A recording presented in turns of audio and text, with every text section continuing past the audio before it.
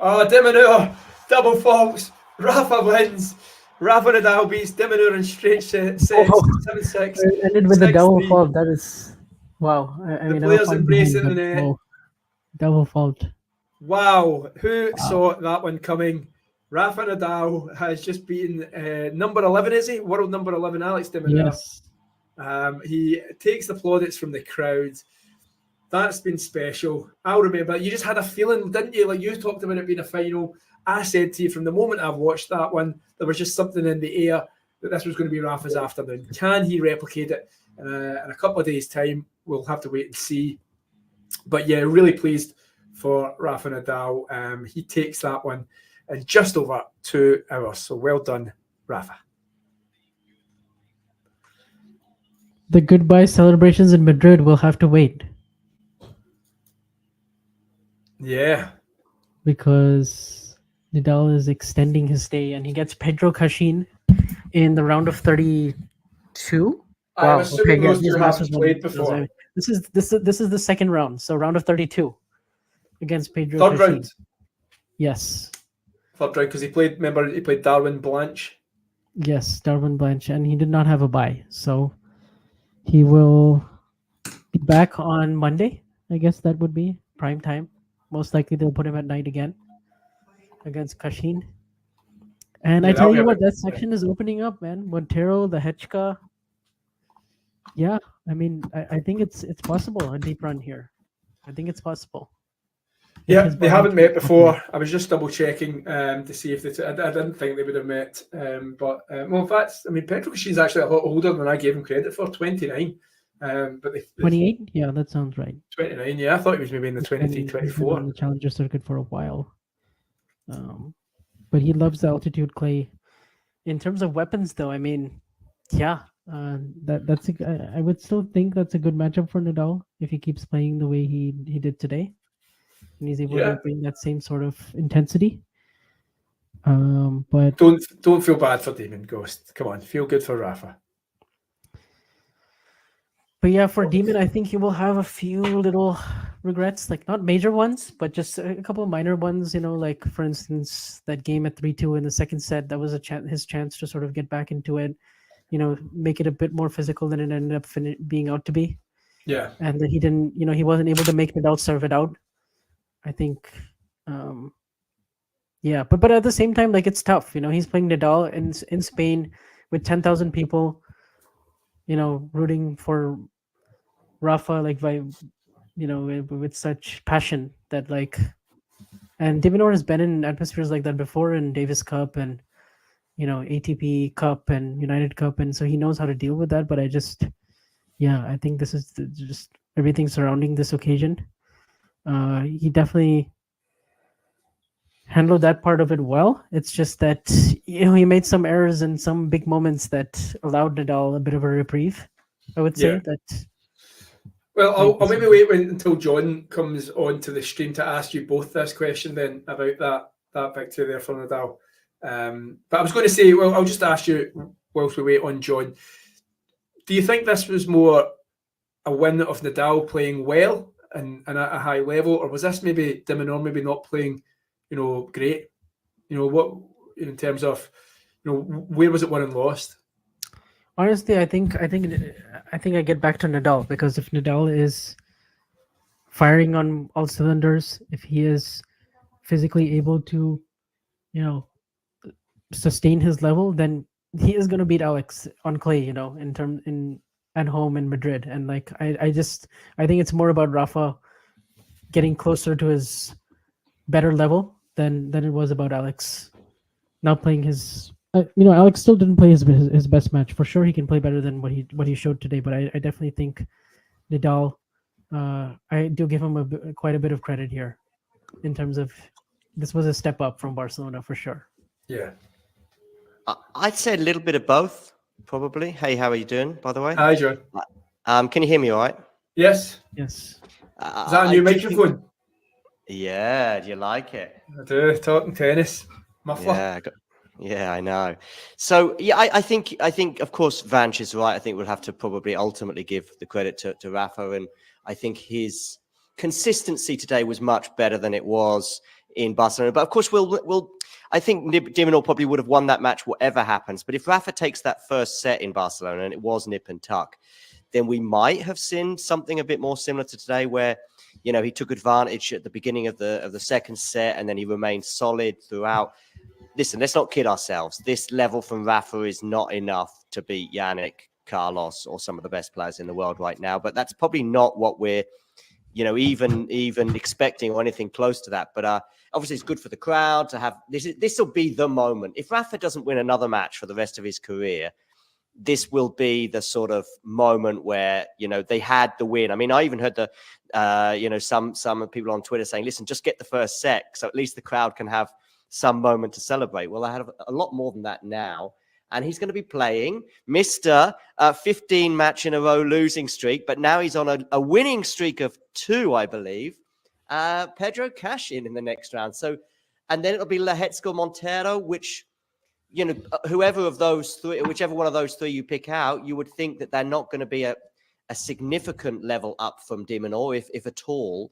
But we must remember that de Minaur's level today, I also think that maybe that his level wasn't quite where it was in Barcelona, particularly in set 2, when he probably had the belief given to him from the first set. I also saw that even at 4-3, I think de Minaur had won 1 more point or 2 more points than Rafa. Wow. So, tennis score.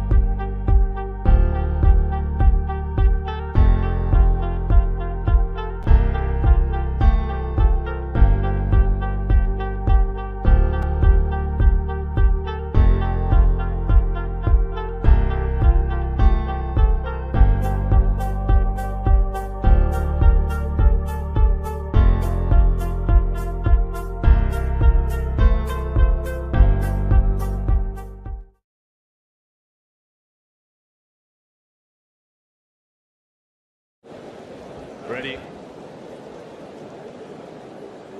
Play.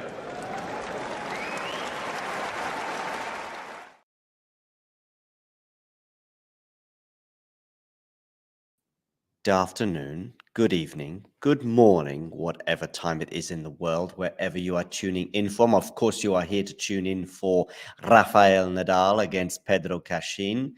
But I am just going to bring you some breaking news from Madrid, which is that Daniil Medvedev has beaten Sebi Korda by 2-1, winning the deciding set 6-3.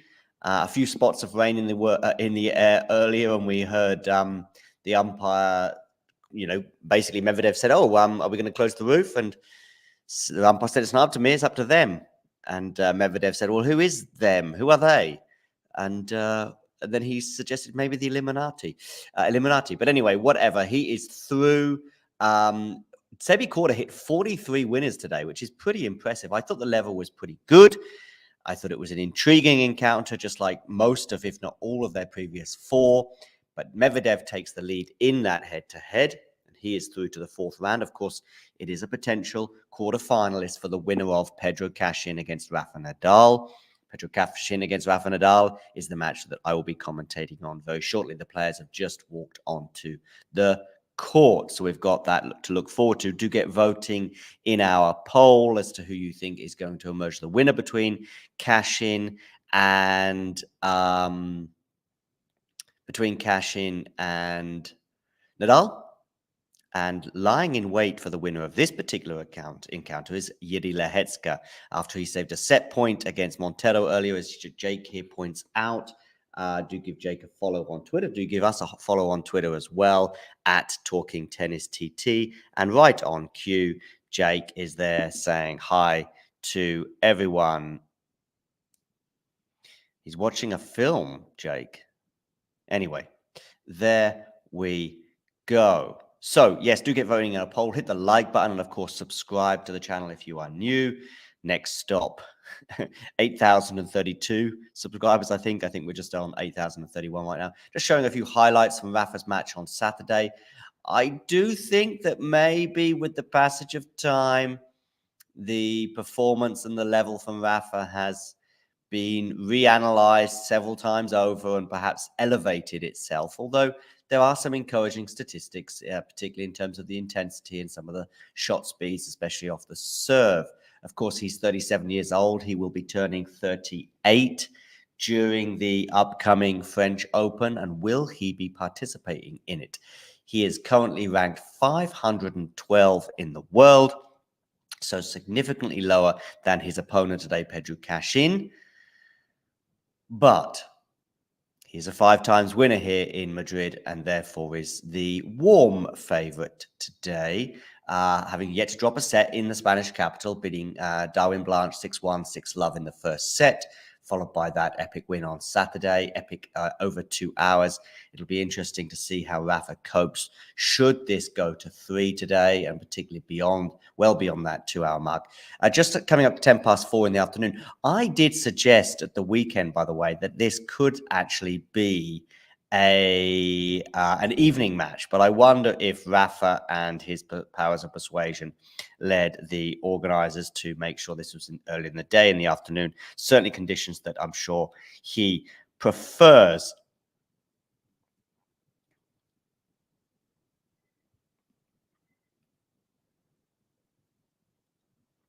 Anyway. Yeah, also get your comments in the live chat to let us know as to what you think is going to go on today. Also, some of the other results we've had, obviously, winning earlier on today in straight sets was Iga Swiatek by 6-1, 6-love, I think it was. A very, very comfortable win for the world number 1.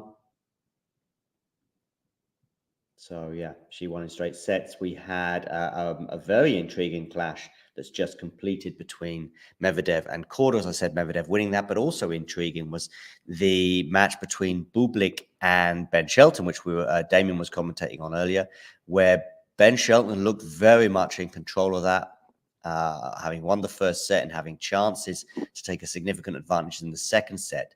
But Ben played a horrible tiebreak. Bublik won it and then really never looked back. And yeah, Bublik doing what Bublik does. So he is also through to the next round. Of course, these are players all in the same half as Rafa Nadal. Yannick Sinner is also in the same half, but I believe he's getting underway much later tonight. But I think he's got a very winnable clash. Yes, 8 p.m. local time, 7 p.m. UK, and other times elsewhere. Very winnable clash against Kotov. I expect Sinner to make short work of that.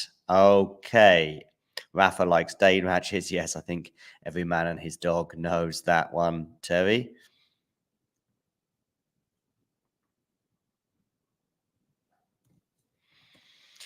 So the players just serving now as they get ready to get underway, basically. That means if they're practicing serves, it means they're just a minute or 2 away from... another interesting result was that Maria Sakkari lost to Hadad Maia today, and Hadad Maia extending her unbeaten record to 4 over Maria in the head-to-head, as you can see there.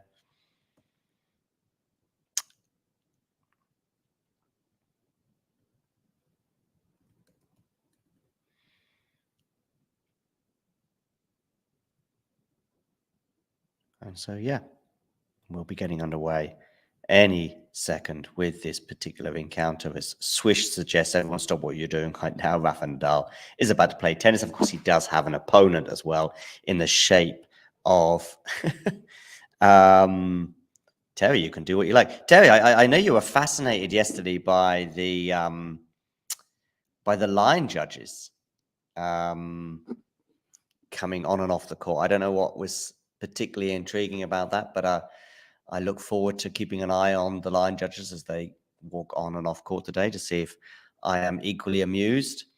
Anyway, Nadal now and Cachin prepare to get underway. The clock is about to tick over. It's coming up to 4:15 local time. That means obviously near 3:15 in the UK and other times elsewhere. I think that makes it 5:15 in Greece, but I cannot do the maths for all over the world. But anyway, Pedro Cachin is going to serve first.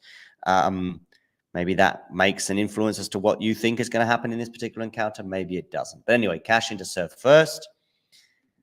And he serves down the tee, or at least it was an attempt to go down the tee, but he put it into the net. So it's a second serve here for Rafa Nadal to look at. Backhand return from Rafa. Forehand now from Pedro. And Rafa here using that sort of aggressive backhand, which on occasions we saw against de Minaur, but he does go long with one of those loopy forehands down the middle of the court. So very much an unforced error off the racket of Rafael Nadal, and it's 15-love to Cachin.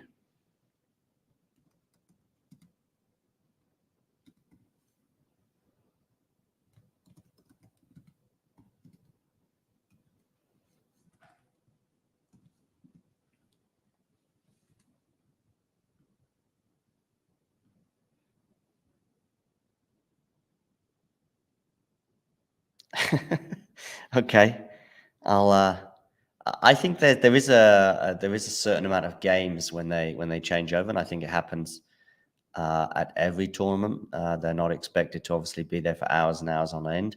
Rafa Nadal puts a backhand into the net. That's also an unforced error off the racket of Rafa. So we are now at 30-love. Martin Cuevas is Pedro's coach there, looking on slightly anxiously, but should be happy with at least the way it started. Well, if he does, and you might be right, Terry, but he's won the first 2 points, and it's unforced errors off the racket of Nadal thus far. Second serve, though, here for Rafa to look at.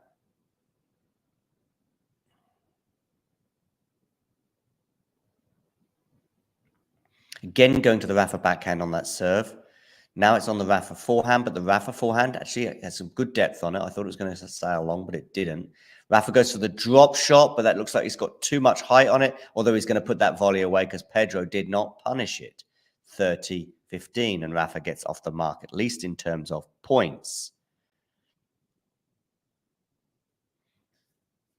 If you're watching on Twitter, by the way, please give us a retweet, and also feel free to comment, and we'll share your comment on the screen. Potentially, probably.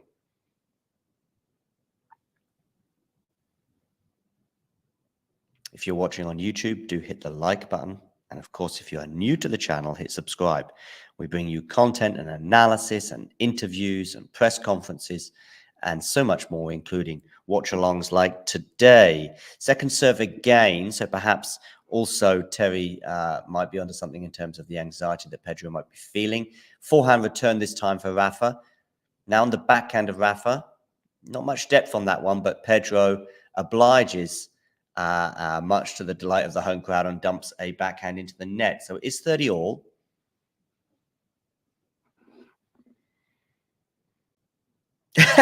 Did he, Terry? Okay. Yeah, come on, Jake. You can watch a film anytime. Jake, what happened to United on the weekend? I thought you told me they were playing well. I saw the second half, albeit I was split between the Rafa match and the United match. I thought we played horribly. But anyway. Forehand from Cachin to the forehand of Rafa. Rafa will be keen to stay consistent in terms of the depth of his shots, which wasn't so deep there, but he's in a comfortable position here on his forehand, but he's not getting much depth on them right now. Now that's a bit better, that depth, though. And that's exactly what forced the error, you could argue, from Pedro Cachin. And it is 30-40. Remember, until this tournament, Cachin was on a 15-match losing streak. All 15 matches lost in a row since a challenger from October of last year. But he broke that trend and has actually won back-to-back matches in the Spanish capital, as I see Feliciano Lopez look on. I saw Raul, the Spanish football legend, in the crowd earlier as well. Cachin serves down the tee, backhand return from Rafa. It's a bit short, so Rafa under a bit of pressure, loops it up. It's going to land in, though, so we're back to neutral. Forehand Rafa is a bit short, but Pedro can't quite punish it, although he does get some pretty good depth on that one.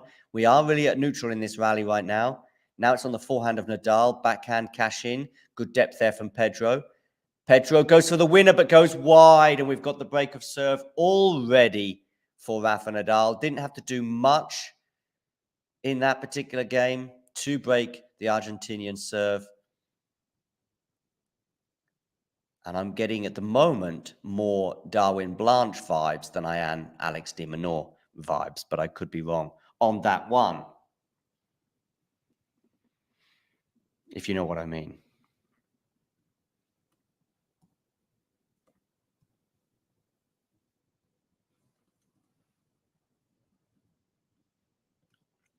They will, of course, change ends.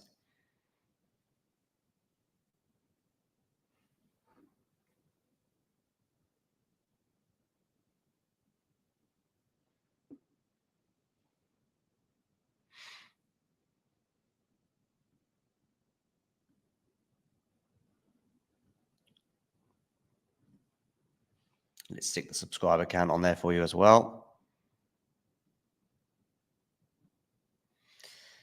So Rafa Nadal gets the early break, leads 1-love. Feels very different to the match with de Minaur. I imagine if there was a close line call that goes against Rafa today and with the whole challenge, etc., I don't know if he'll get quite as stressed as he did on Saturday. Hi, Sham Rush. First of all, I'd like you to click subscribe below the screen. Hi, Ghosty.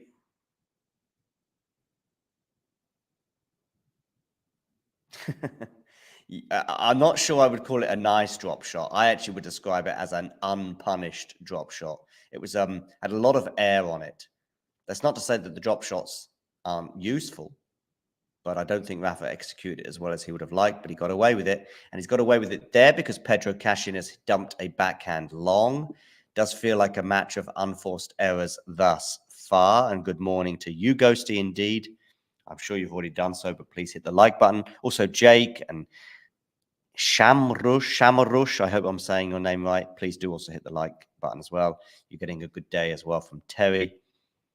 And good. I'm glad that you're locked in, Jake. Let's hope that these two players are. At the moment, I'm not sure that either player is locked in, given the unforced errors off both players' rackets, but we'll see how that pans out. Rafa now turning the screw a little bit in that rally onto Cachin, and it's 30-love.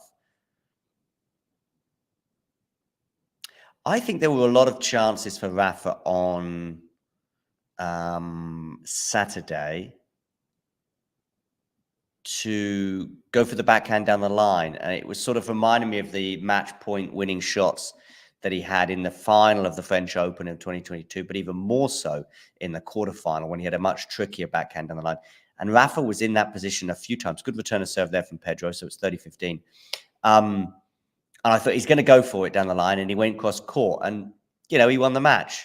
So fair enough. But I wonder if that is something that he might have to deploy against even better opponents than Alex de Minaur, particularly on this surface.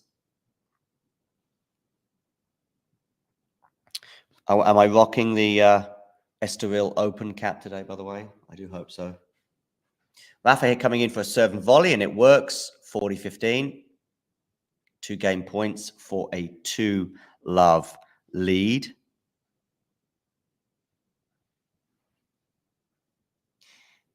Terry and Ghosty are on completely different sides when it comes to Danielle Collins.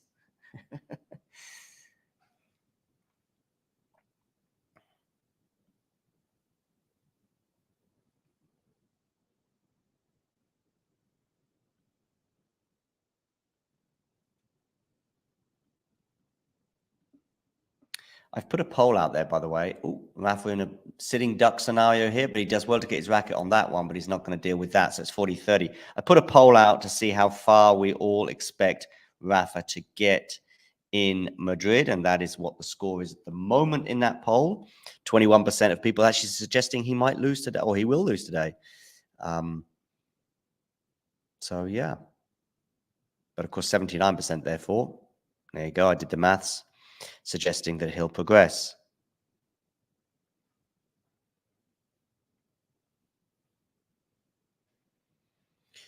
So Rafa with this serve goes out wide to the backhand of Pedro. It's on the forehand of Rafa here, but that was a bit short. Pedro gets some good depth there, but Rafa's going to challenge it, is he? Or is it not even going to be necessary? Let's find out. No. 2 games to love. Rafa Nadal leads. After another unforced error. It feels like about half a dozen at least unforced errors from both players already in this encounter.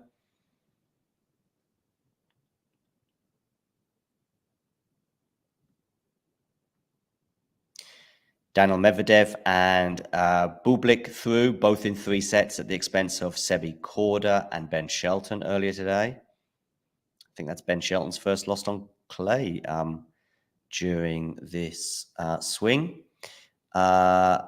Decent serve from Cachin helps him set up a 1-2 for 15 love.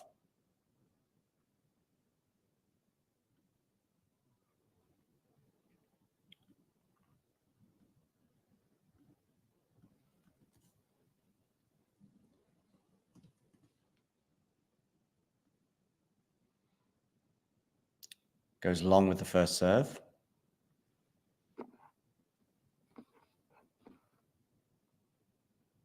Second serve here, forehand return into the backhand of Pedro Cachin. Look at that spin from Rafa. So difficult to deal with. Low net coverage there from Rafa. Now he's got a backhand cross court onto the forehand down the line. Really moving Pedro around at the moment. It's almost like he's got him on the end of a string. And he goes for the backhand cross court, hitting it on the rise, and it works delightfully to the pleasure of the home crowd. 15 all.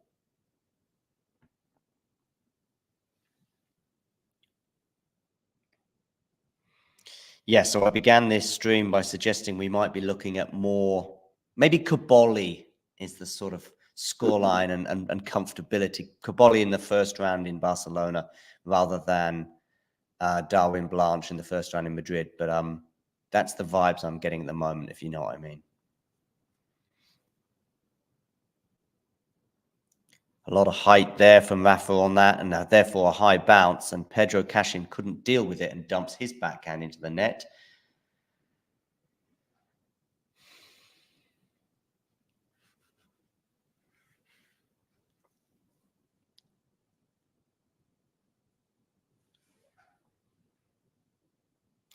Also, Shelton, I think, won more points than Bublik. So that might have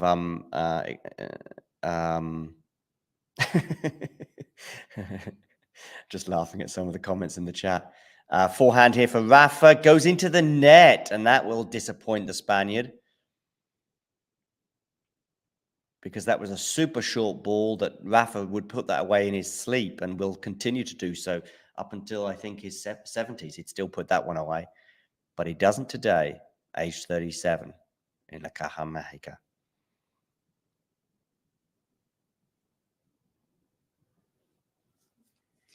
So 30 all. Backhand return from Rafa. Drop shot here from Pedro Cachin is very, very good, both well executed and well timed. And Pedro has a game point to give himself a chance of getting on the scoreboard.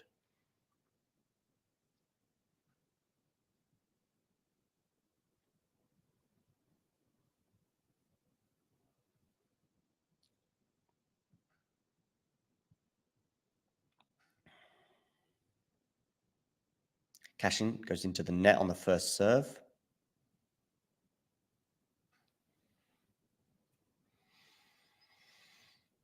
Forehand return from Rafa Nadal goes deep.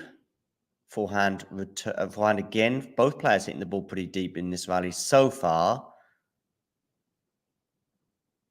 And therefore it's pretty tricky for both. But Rafa deals well with that one. And now Cachin goes long, so we're at deuce.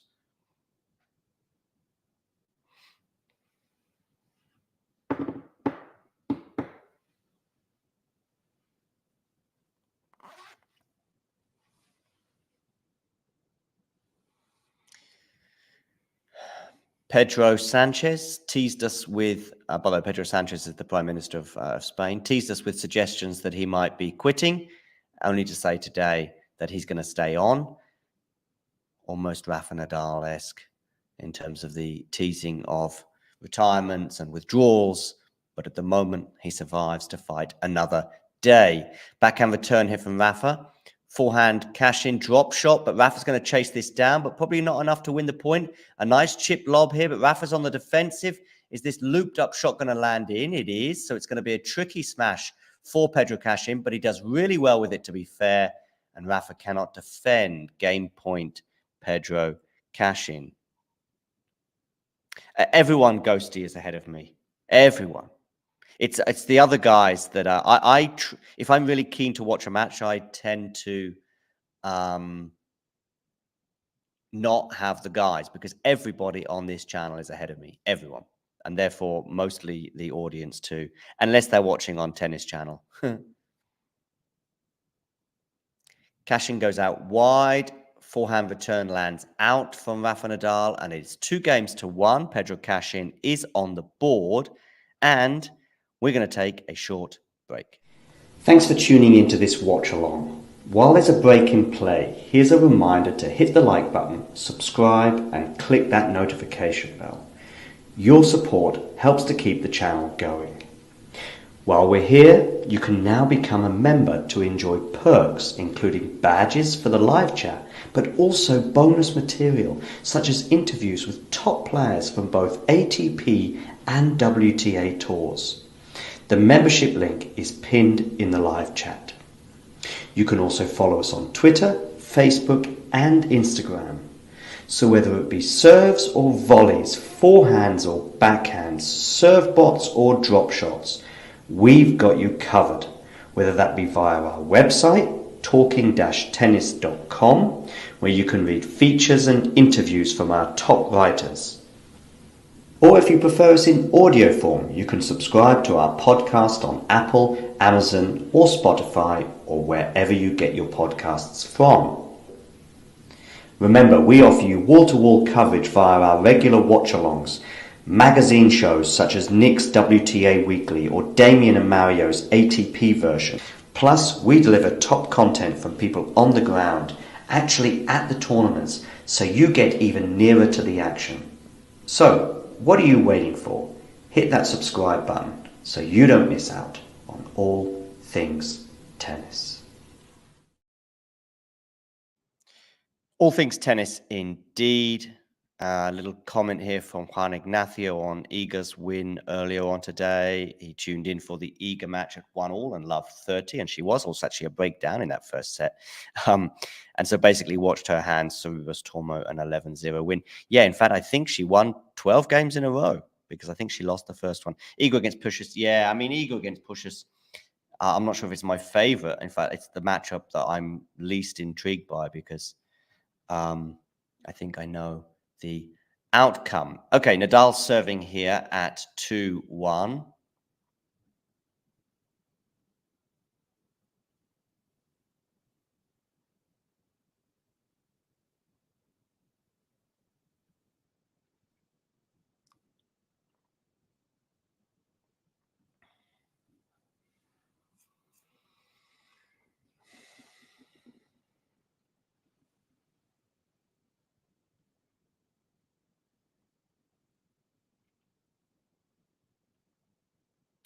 I will address one or two of your questions I see in the live chat in a second.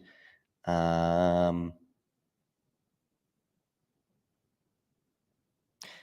mean, Jake, there is something about Minaur, despite that result on Saturday, that I think somebody who can just basically get every ball back. I think, perhaps even Daniel Medvedev, who might lie in wait for him as well shortly. I think these two could be horrible players for him to face, but probably more than anything else, it's all about the quality on the other side of the net. I'm sure Alcaraz, Djokovic, and Sinner are not exactly favorable, but from that next group of players, with those three accepted, which are just obviously going to be tough for him, I'd probably Daniel Medvedev, I would have thought. And Nadal goes along with the backhand, and it's 15-all.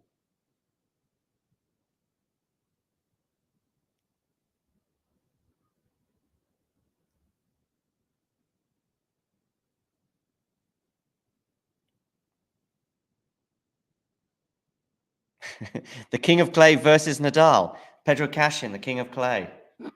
Nice take, Jake.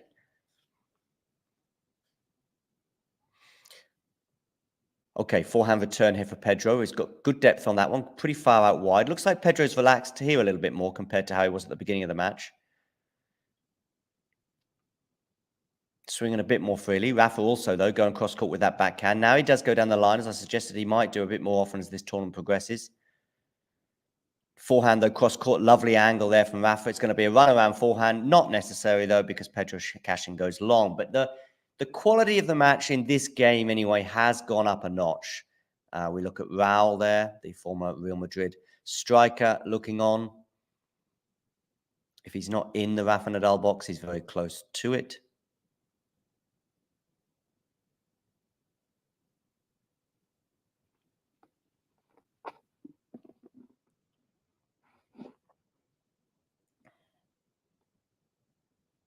Granola cereal with bananas. Goes to you, very healthy.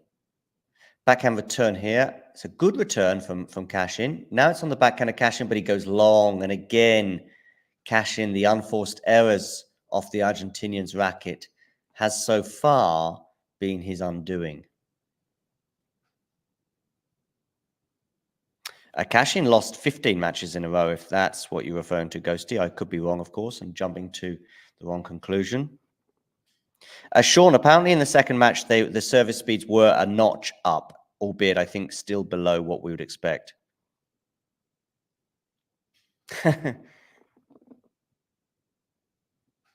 Just laughing at this comment here from Jake.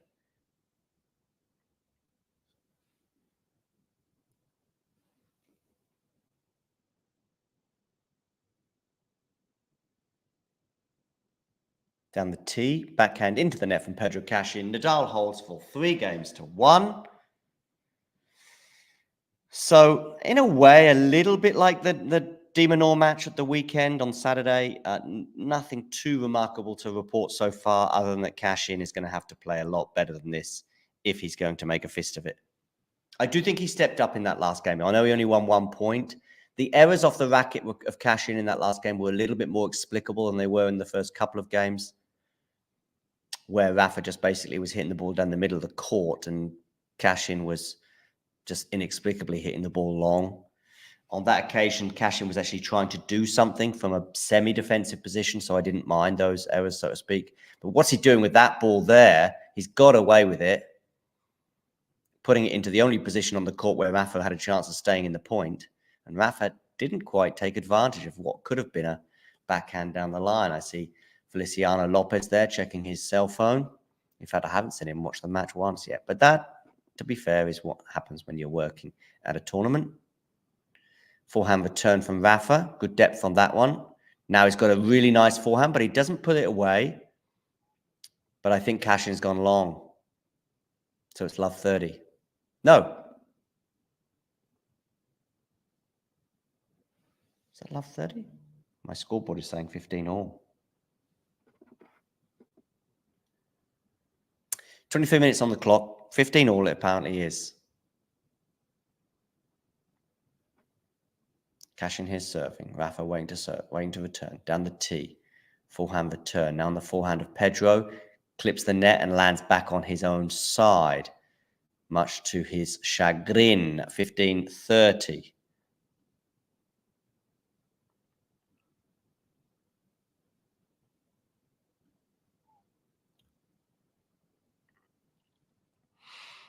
Could be. Could be. Could be. Or just how much is it a fact that maybe he's better? Maybe a bit of both.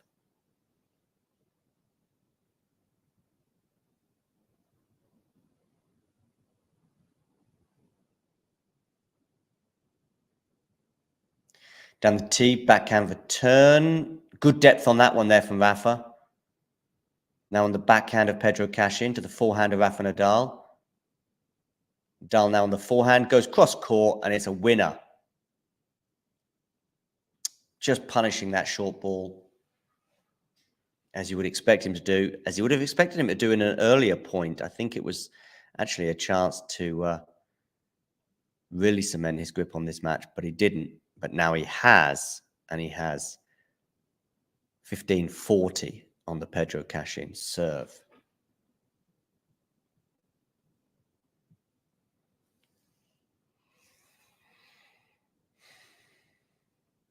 Cachin here tries to go down the tee, but actually goes into the net on the first serve. So 15-40, 1-3, second serve. Backhand return from Rafa. Tends to go to the backhand in the juice court, does Pedro Cachin. But now he's going on the line to the forehand. Now it's on the backhand of Pedro, but he does well with that one. Rafa on the defensive there, and Pedro puts it away nicely, 30-40.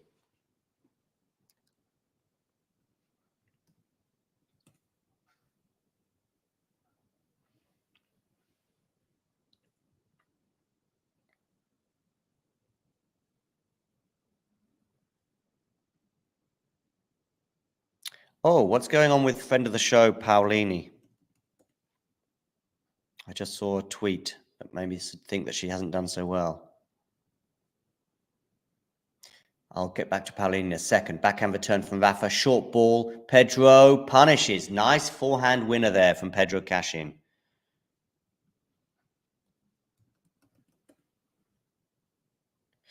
Andreeva won it.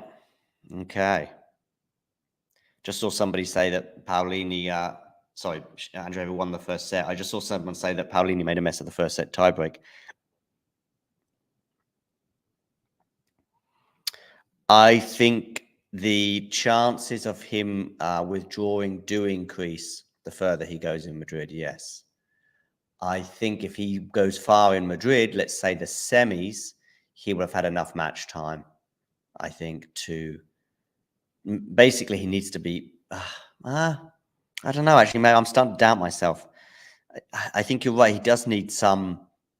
Because he needs to be ready potentially for a 5-set match. Now, whether that's reps on the practice court and in the gym, or whether he actually does need some matches. I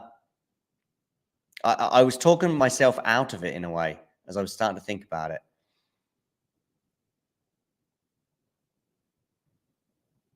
And he will have a week off, I think, between the second, and this is assuming that he goes deep in Madrid and Rome. Don't forget he's not played a lot of tennis, of course, between then, but since then. Nadal saves the game point with a lovely forehand that Pedro can get a racket on, but not much more. So it is back to deuce.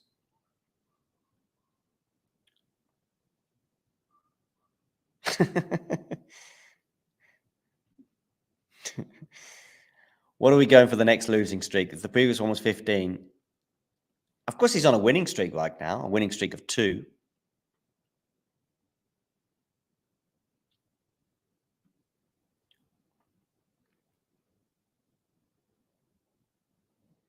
Backhand return again in that juice court, going to the backhand of Rafa. Rafa chases this one down. Now it's Pedro Cachin. Now it's Rafa with a decent backhand, but now he's a sitting duck, and Rafa passes him. Break point. You feel one more break for the favor of Rafa, and that's the first set done.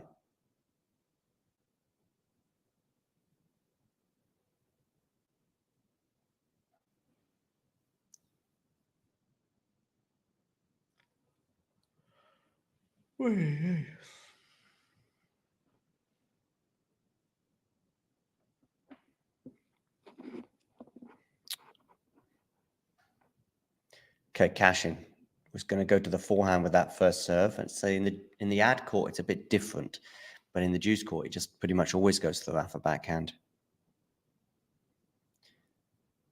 Forehand return is deep. Don't forget, this is break point for Rafa Nadal right now for a 4-1 lead. Rafa here cranking up the reps here with the forehand. The forehand winner from the central position. Clenched fist tells you 4-1.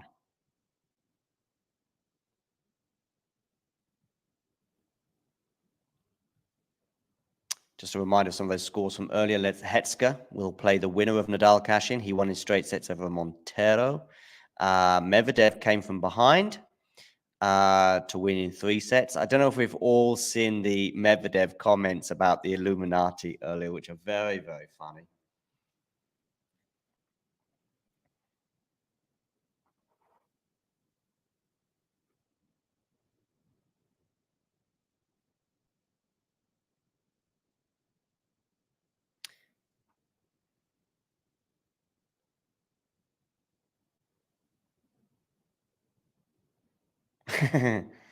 So I'm just laughing at this comment from Ghosty. Yeah, do check out the Medvedev Illuminati comment. It's very, very funny. I will find it for you. Just a second. Ghosty. I'll find it. Don't you worry.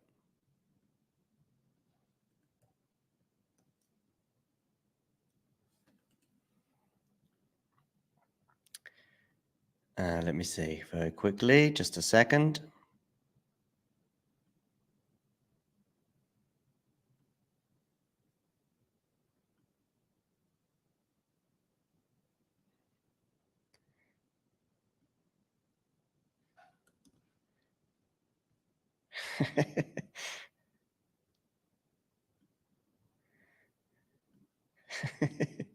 Andreeva, by the way, has an early break on Paolini. So she's up a set and a break is Mira.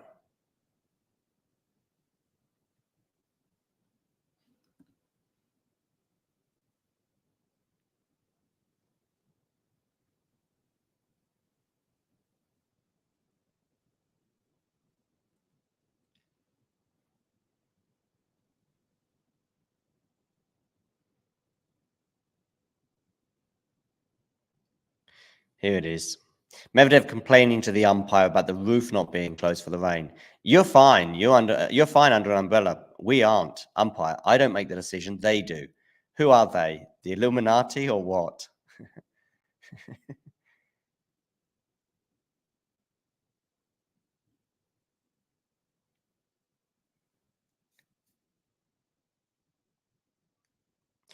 You might do, Keen. You might do. You might even see one or two talking tennis representatives there, Keen. I'm going to a challenger myself in a couple of weeks in Portugal. And I've also been accredited for the WTA in Strasbourg in about 3 weeks from now, I think it is. It's the week before the French Open.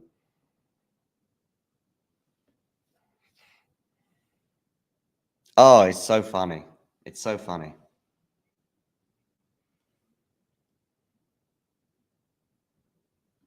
Luis, if you could hit subscribe on our channel, that would be amazing. Okay, Nadal serving hit love 15 after he put a forehand into the net. Very uncharacteristic from the Spaniard. Now he's on the backhand.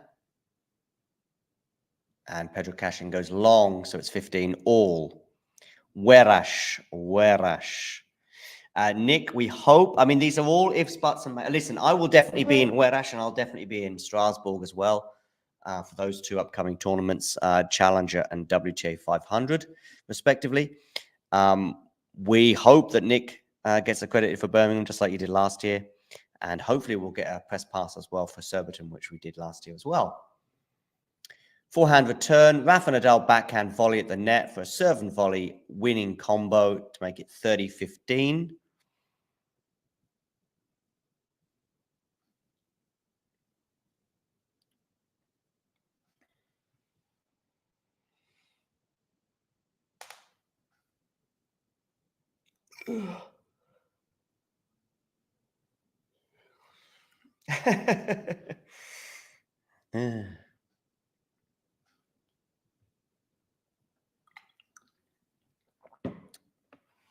Okay, backhand return. Forehand now from Rafa.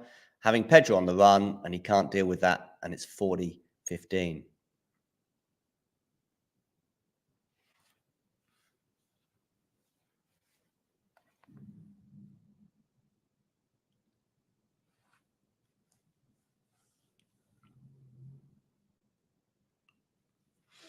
Okay, 2 game points here for Rafa. Wants to go down the tee with the first serve, but actually hits into the net.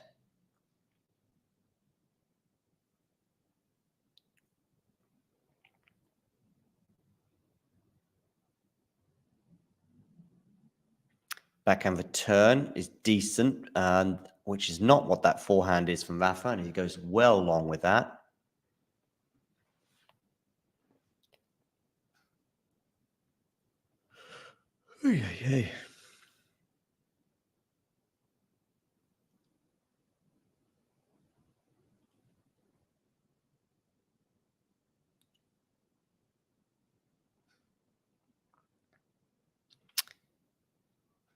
Yes, it is near Lisbon. It's about 15 kilometers from Lisbon, I would say. A good question, Jake. I'm not sure when the Prodigy's next concert is. Sorry, next next tournament is. I don't know if he's got a wild card for Rome. Forehand from Rafa. It's loopy and spinny and just lands in. He's certainly dialing up the intensity here. Has that backhand landed in? It has. Is he going to win the point from here? Probably. Puts the backhand volley away. And he does for a 5-1 lead. Rafael Nadal. And over to you, Pedro Cachin, to serve to stay in the first set. As I said at the beginning, Darwin Blanche and Kamboli vibes rather than Minaur vibes from either Barcelona or Madrid.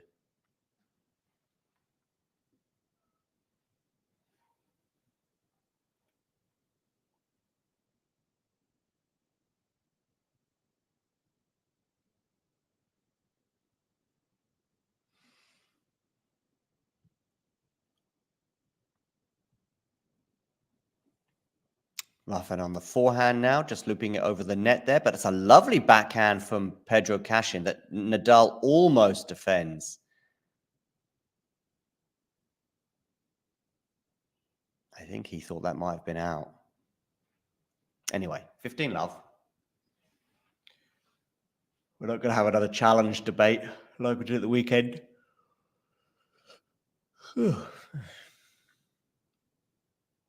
Down the tee, backhand return from Rafa.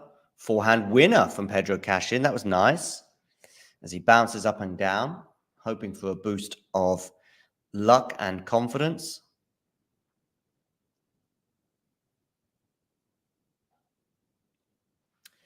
As I said earlier, Lehecka, who beat Montero earlier, you can see that on the screen, 6-4, 7-6, lies in wait for the winner of this particular encounter, which, of course, at the moment looks like it'll be Rafa Nadal, but who knows? Stranger things have happened in tennis. Rafa on the backhand here. Of course, he is in the deuce court.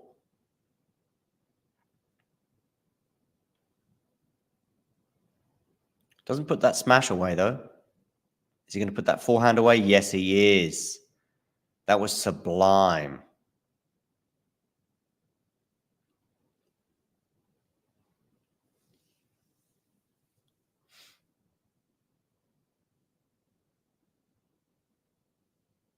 We know that, I'm saying this with all genuine, not sure if you do know, but you know that, Ghosty, you know Rafa Nadal's uncle was a professional for Barcelona. Terry here suggesting that someone in the crowd is ill. I hope it's nothing too serious. Yeah, I can see that there's a pause.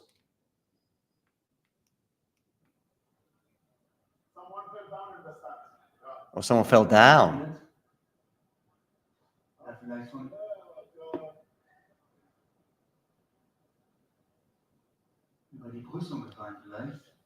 Yeah, Nadal's uncle played for Barca, Miguel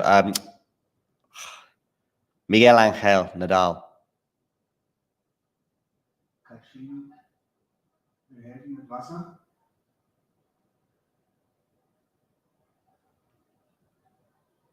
This does seem to happen a lot at tennis, and I know that the heat can be an example or a reason for other events, although I don't think the heat is too searing today in Madrid.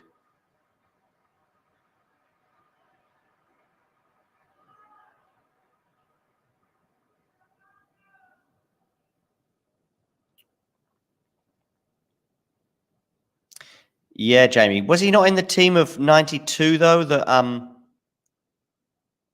won the Champions League against Sampdoria?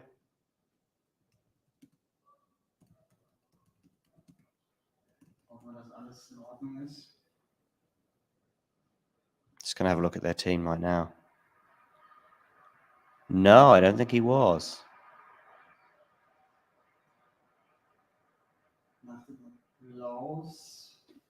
So there's an applause right now, suggesting things might be a little bit better.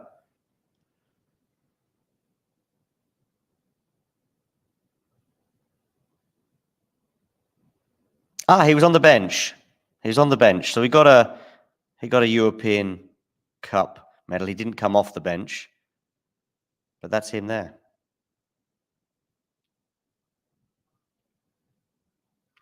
Miguel Angel Nadal. But to many English football fans, he'll be most well known for missing a penalty against Spain. For Spain against England. The match is getting underway again, by the way.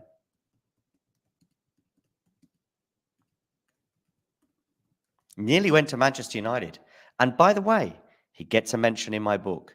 I'll find the I'll find the reference in my book in a second, because Ferguson was very keen on buying him from Man United. La Bestia de Barcelona, the Beast of Barcelona. Nadal with a sensational forehand return winner there that just clipped the line, 30-all. So he's actually 2 points away from winning the set.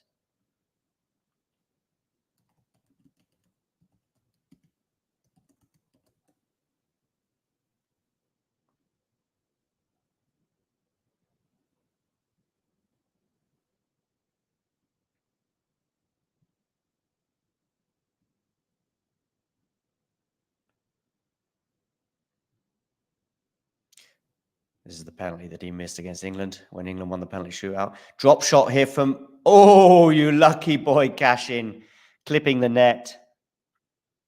So that's at Euro 96, when, of course, England lost their next match against Germany on penalty shootout. And that is Rafa Nadal's uncle.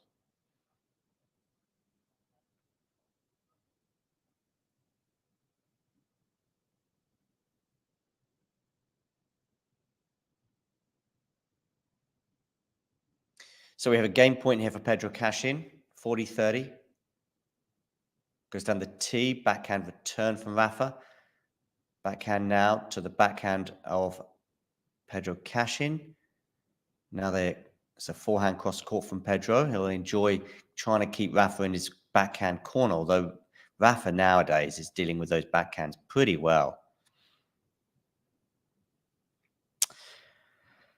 I'd still say that the Panenka penalty is the most famous in history. I mean, it's the only penalty that's ever been taken that's actually had a name for it, which is that little chip. Well, I know in some countries they don't call it the Panenka, but in English it's called a Panenka. I will tell you all about both the entry regarding Miguel Angel Nadal and the name of my book very shortly. At the next commercial break, Ghosty. Oh, do you mean Brian or Michael? I guess you mean Michael. I think he was probably the slightly more famous and probably slightly more talented Balaudrup. Backhand here from Rafa. What a winner that is, sending Pedro Cachin the wrong way, like the expert penalty taker that his uncle wasn't. And we have a set point for Rafael Nadal, giving him whatever mini advantage might be available for the next set when he would serve first, if he does break, to win this set from here.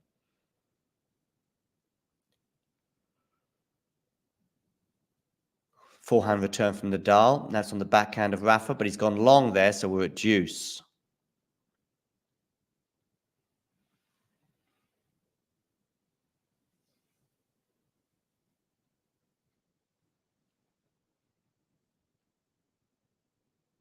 I don't know if that missed penalty is related to Rafa's ability to hit topspin. Don't know. Backhand return from Rafa. Of course it is, because he's in the deuce court, and it's well short, and Pedro Cachin punishes that.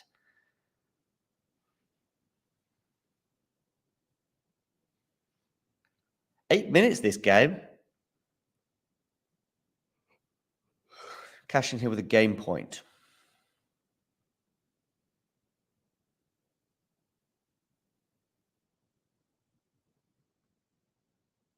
Forehand return from Rafa. Now on the backhand of Pedro, but he's gone to the exact perfect place for Rafa, because he went straight into his forehand, into the sweet spot almost. And Rafa duly punished. So we're back to deuce. This game will almost certainly surpass the 10-minute mark. I don't know if there's any Argentinians in the crowd, but I'm sure their voices will be drowned out by the Spanish.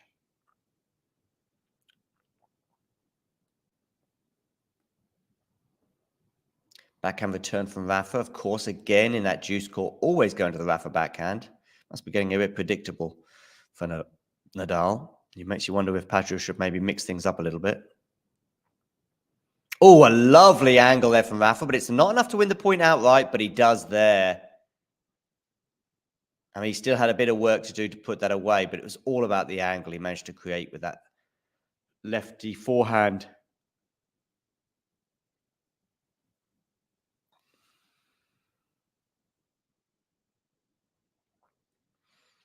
I'll let the live chat address that one, Ghosty, but I do think that I don't know if there was somebody before Rafa that would stand so far back.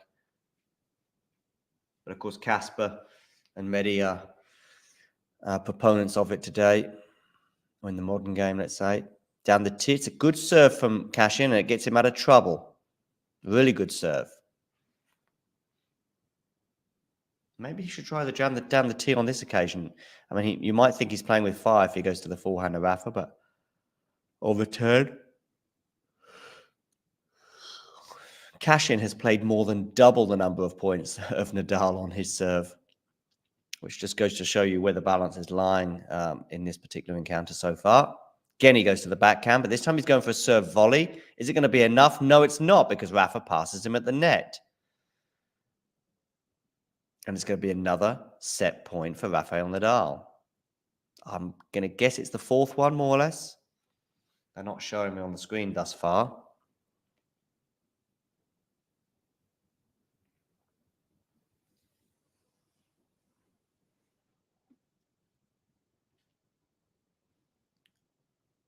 Okay, set point number 3, actually.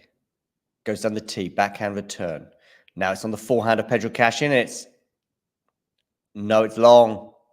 It's long, and Nadal does seal the set 6-1. And so, time for a very quick break. And when I come back, I am going to get that little entry from the book I told you about. If there's one match from Rafa's story where you think that was a missed opportunity, there was a big chance. There have matches, 2 or 3 in Australian Open. No more. We lose the opportunity in Wimbledon against Djokovic in semi-final. 2018. Then we lose the opportunity, more important because that was semi-final. We lose the opportunity in Australian Open. In the Australian Open 2014, 2012 and 2017. Yeah. In 14 because he has an injury against Babrinka that before he had never lose against him. Then with Djokovic and Federer, he had breakup in the 5th. Yeah. And 40-30 or 30-50. I don't remember well. It was a ball very close, goes up. But this is what happened. There was in Roland Garros 2009. Of course, he I am sure that he won.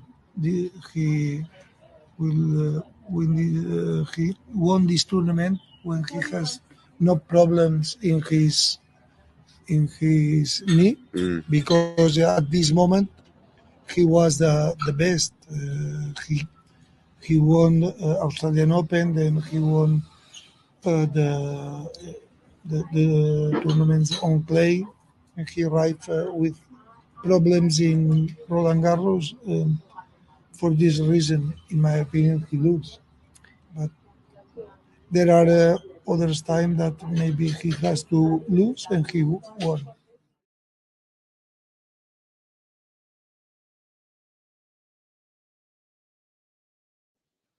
Hey. So I'm back. I'm just looking for the Miguel Angel Nadal reference that I was talking to you about from Even the Defeats, available in all good bookstores and apparently not so good ones too.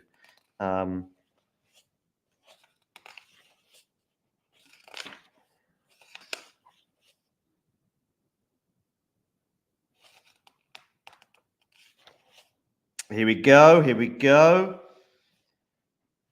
So I'm going to quote. His pursuit of Barcelona's centre half, his being Sir Alex Ferguson's. This is about 1996, I think. So shortly after that penalty loss to England. His pursuit of Barcelona centre-half Nadal is further evidence of the manager's obsession with conquering Europe, with his transfer policy heavily influenced by winning the club game's biggest prize. So, and this is me quoting Ferguson, that's one of the reasons I've been investigating the possibility of getting Miguel Angel Nadal from Barcelona. With him, I'd have that option of playing 3 centre halves. I could play Pallister with May or Johnson, but I need another player with great European experience alongside him. But sadly, the pursuit didn't work out. And that is that. And I spoke to Tony Nadal in that exact interview that we've just seen, by the way. After we finished our interview, I actually switched the subject to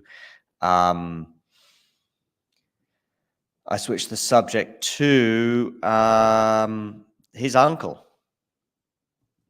Or sorry, his brother, I should say. So Tony Nadal's brother. And I was like, what happened? We thought he was going to come to United.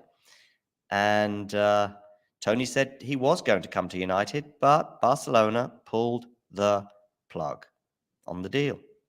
So it didn't happen.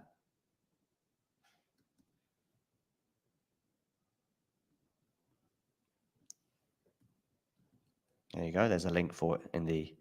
Yes, I think it is available in ebook, Jamie.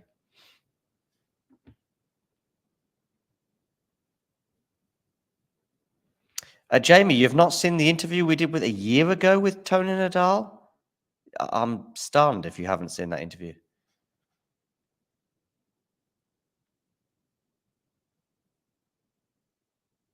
Okay, backhand here to the forehand of Rafa. Nadal obviously having won that first set 6-1. Serving first. Drop shot from Rafa is not going to be good enough. And it's a redrop. And now a lob from Rafa. Now we're going to see a tweener going into the net from Pedro Cachin. Now that was a tweener of somebody who doesn't believe he's going to win this tennis match. I can tell you that. Because I don't think he had to do the tweener there. Oh, my goodness me, we would have done. He would have been perfectly suited to the Premier League. He wasn't called the Beast of Barcelona for nothing.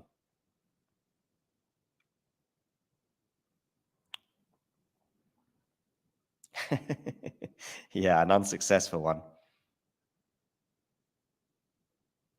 Yeah, but it was actually in the midst of that period, Jamie. It was in the midst of that period. So please do check out that interview. There's still lots of it's about Rafa's history, so still relevant today.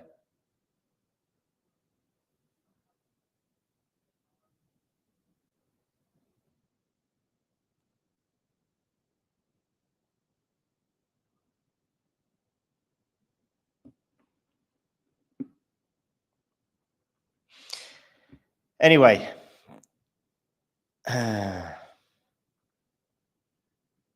15 all. Nadal goes down the tee. Backhand now to the forehand of Cachin. Rafa again, just increasing that intensity on the backhand, at least cross court anyway. Cachin on the slice. Rafa with a runaround forehand, but it's put it wide. So this is probably the most damage that the Argentinian has done on the serve of Rafa. 15-30.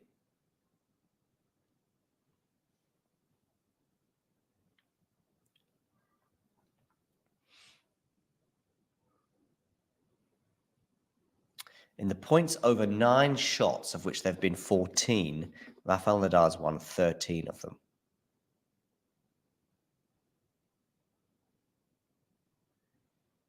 Nadal comes in for a serve and volley, but the return from Pedro goes just wide, just as well for Rafa Nadal, because I think he was struggling for that point.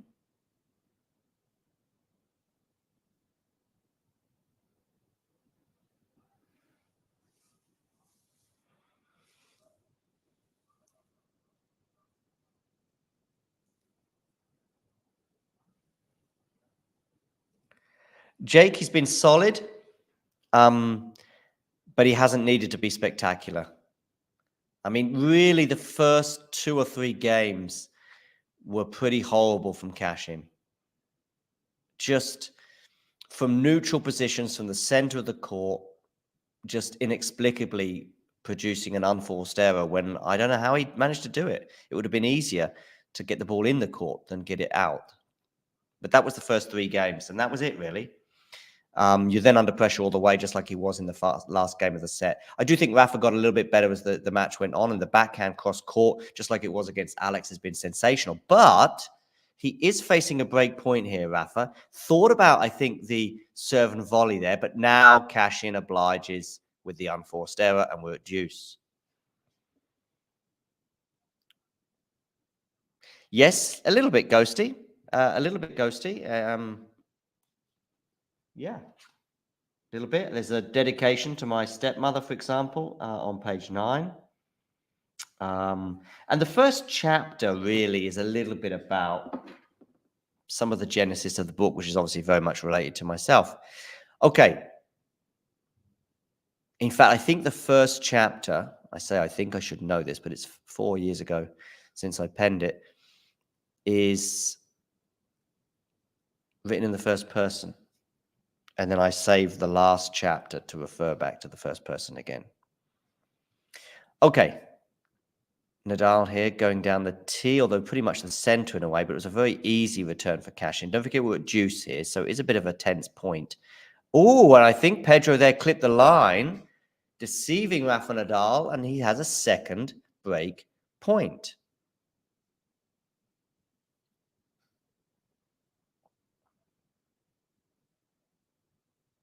Mensik against Felix about to get underway. And as you can see on the screen as well, Medvedev prevailed in 3 sets over Sebi Korda earlier. Breakpoint number 2 here for Pedro Cachin, just approaching 10 past 5. It's a decent serve. No, it's not, because it landed out. So it's going to be a second serve here on his second breakpoint for Pedro Cachin.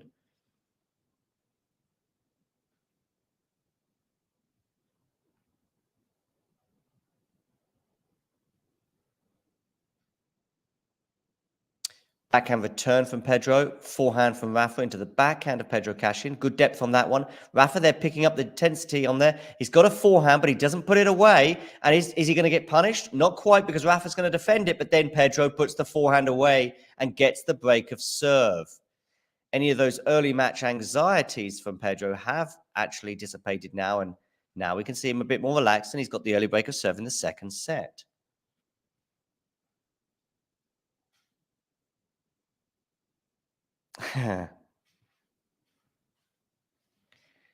So, is that a turning point in this match?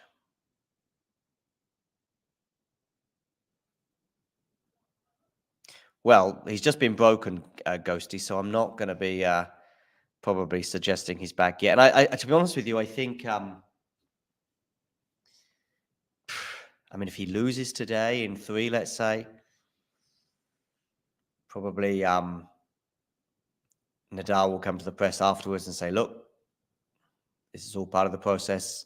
I can't keep playing at a high level all the time,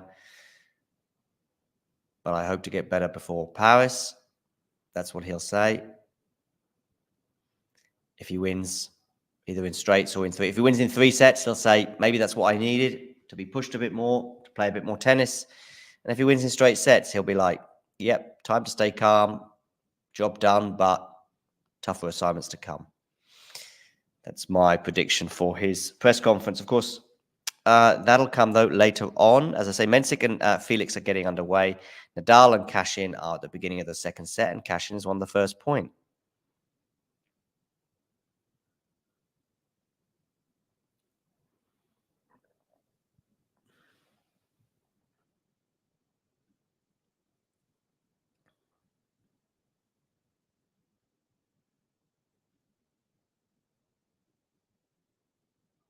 .30 love, Pedro Cachin.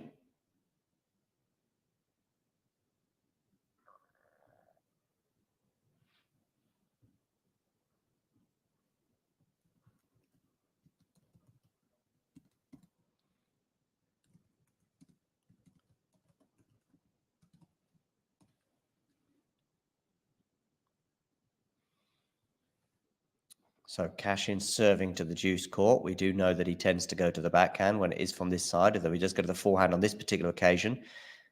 Rafa now on the forehand, and Cachin puts that backhand wide. Little clenched fist there from Nadal. Of course, he's a long way from breaking serve, but it is 30-15.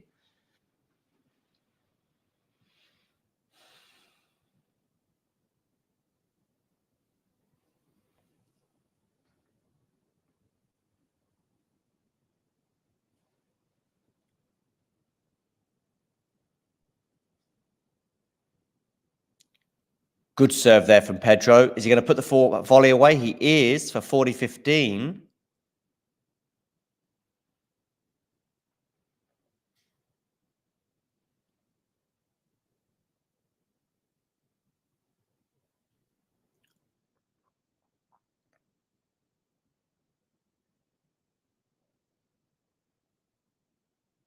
Cachin come to the net 8 times, won 5 of those points.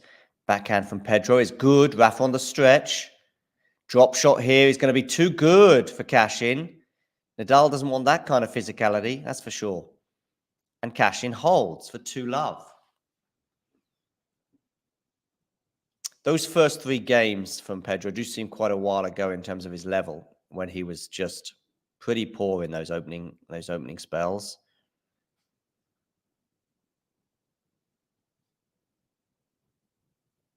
Feliciano Lopez, I'm sure, in terms of ticket sales and success of the tournament, will be hoping that Rafa goes as far as possible. He looks unperturbed. At least he's taken his face out of his phone.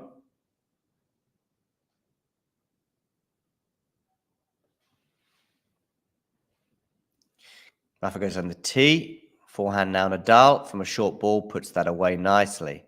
15-love.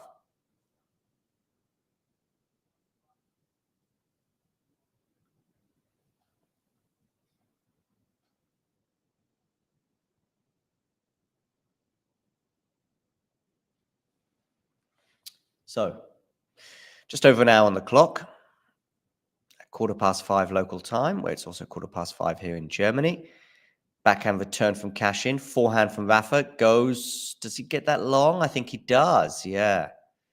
So it's 15 all.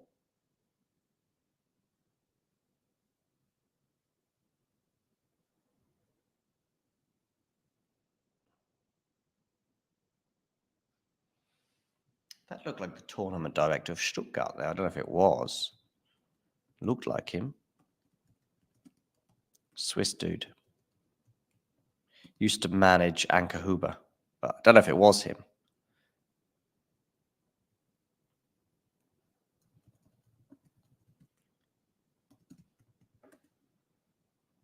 Markus Gunthardt.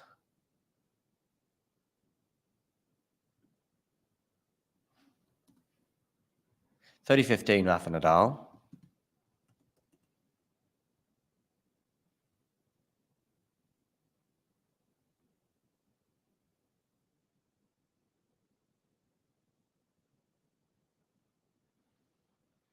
Oh, he also played tennis himself.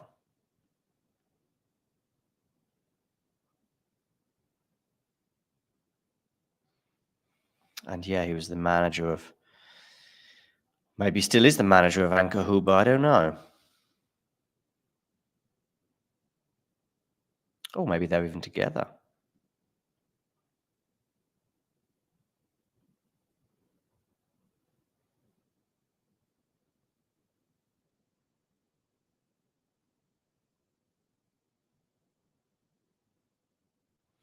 Anyway, Rafa Nadal here, 40-15.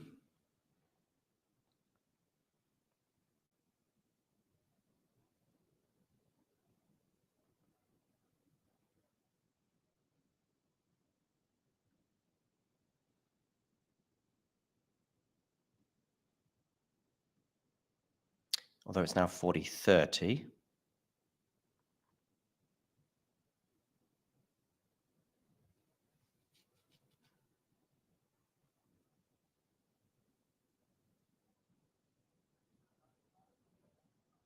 Well, according to this, Markus Gunthardt and his wife and his 2 kids live in Madrid, so maybe it was him.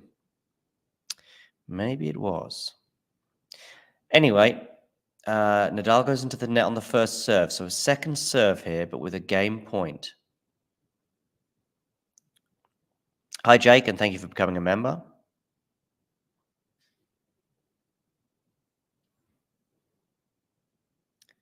Okay, Nadal, he serves down the tee, forehand return. Forehand from Nadal goes into the backhand corner of Cachin. Now it's on the forehand of Rafa. Is that going to be enough? No, it's not. But that forehand winner he puts away 2-1 at the change of ends. So it does remain at just 1 break differential.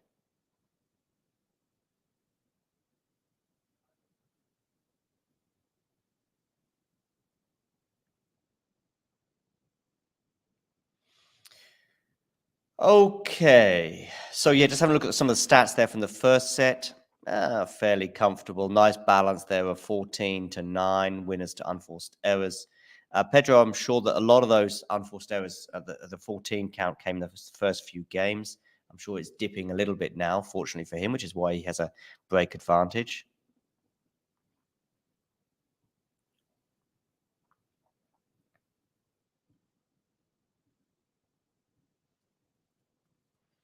But still, it is an advantage for Cachin in this second set. But as somebody said in the chat earlier, I think it was Terry, Nadal, I'm sure, will be pretty confident that he can get that break back, bearing in mind he broke 3 times in the first set. It was 6-1, but the reason it was 3 times is because in that final and decisive game, he broke once more to serve first in the second set, just like he did in the first.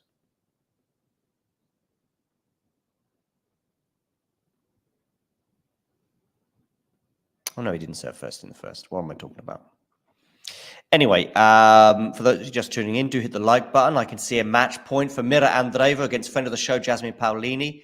Paolini goes there on the forehand, but I'm guessing because we're watching this, it means that Andreeva wins this particular point. Oh, and yet Paolini's gone long on the forehand there. And so Mira Andreeva is through to the next round in Madrid. Living the Spanish dream just like she did a year ago. Paolini loses. Mira Andreeva wins 7-6, 6-4. And she progresses.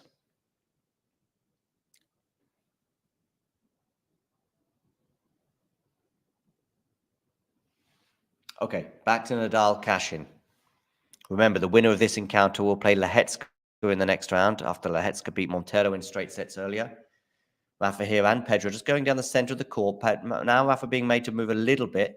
Is Rafa going to go down the line? He is. Now he's on the forehand. He's getting some nice angles today, is Rafa. Oh, and I think he sent him the wrong way there. He has. Not quite enough to win the point. Has he won the point yet? Yes, he has. Love 15. Somebody's got the ball in the crowd. And I know a lot of tennis tournaments insist on getting the ball back. I think Indian Wells let you keep it.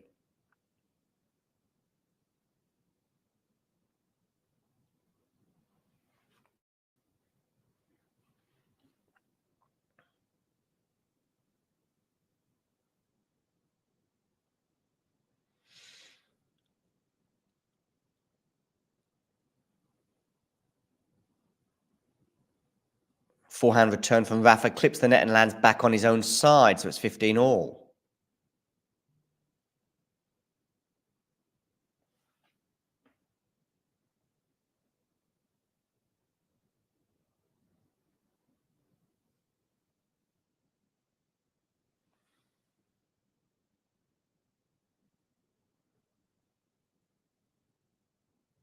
Down the tee, forehand return from Rafa. It's really good precision there on that serve down the tee from Pedro. Oh, but he's not precise with that backhand. He's put it into the net. It was a really low bounce for him and deceptively so.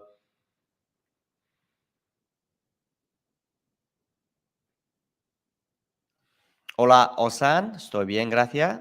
Osan fue la semana pasada con nosotros por el comentario en vivo o en directo de Rafa contra Darwin Blanche. Gracias por venir. Thank you for coming.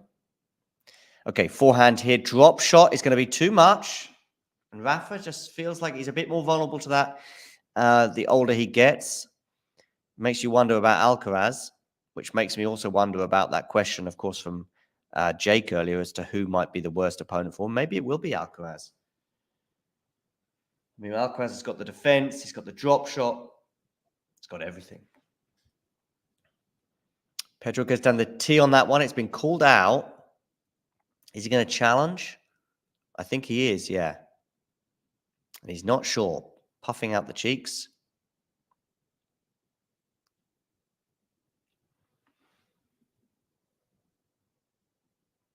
It's just landed in, but by the finest of wafer-thin margins.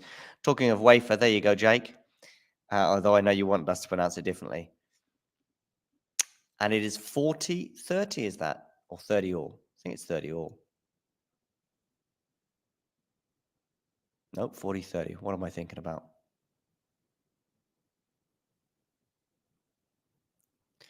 Backhand return from Rafa. Now backhand to the forehand of Rafa. Rafa, good depth on that one, but it's not enough to win the point. Now down the center of the court. Giving Cachin a chance. Giving Cachin a really big chance, but it doesn't take it. This rally could be important as to how this match ends up going. And is Rafa going to win the point? Not yet, he's not. Nor yet. A lengthy rally here. Run around forehand for him. Again, going to the Cachin backhand, and Cachin errs. Going long. Deuce.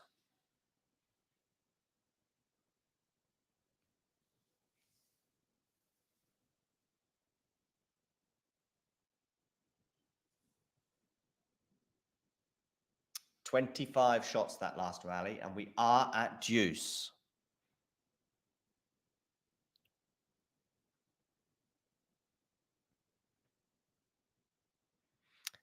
Are you referring to Struffy, Ozan? Is Struffy playing right now? Down the tee, it's a really good service. Wonder why he didn't go down the tee a little bit more on that. Oh, but that's a horrible volley from Cachin at the net.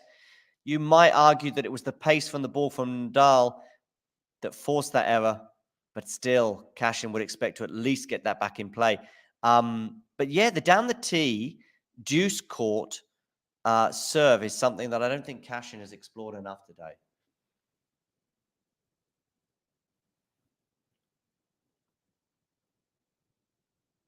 Oh, okay, Ozan. It was just a bit random that I didn't really understand where it came from. Sorry.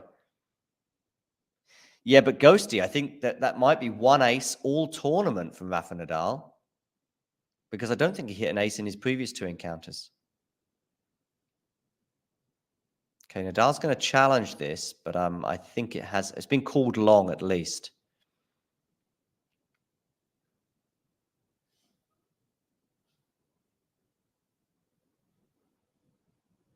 Okay, maybe he's not challenging it. Deuce it is.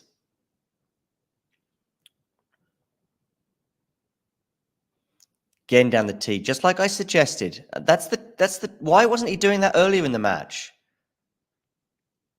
He's getting good precision on that down the tee serve, and for the first set, pretty much, he was just always going to the backhand of Rafa. Now Rafa's got something to think about. Now Rafa can't quite step quite so far across. And we've got a game point for Pedro Cachin here.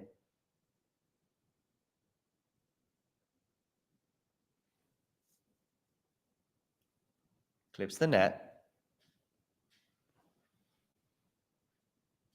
So still a first serve. Into the ad court.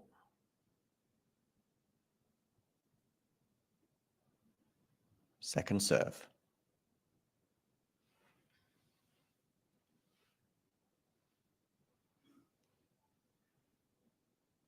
Run around forehand for Rafa on the return. Now a backhand from Rafa. Now another backhand from Rafa cross court. Has that clipped the line?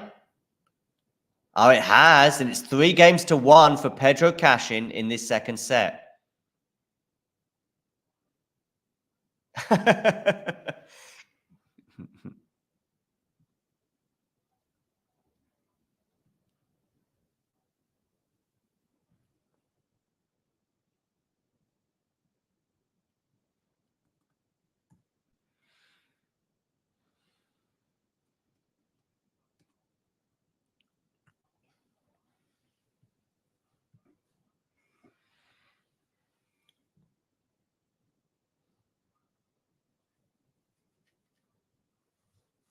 Okay, so Nadal's serve hit 1-3.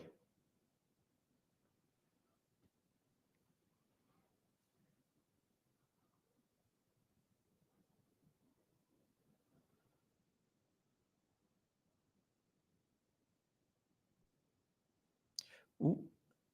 Here Nadal goes for the drop shot. Doesn't work. And it's love 15 on the Nadal serve.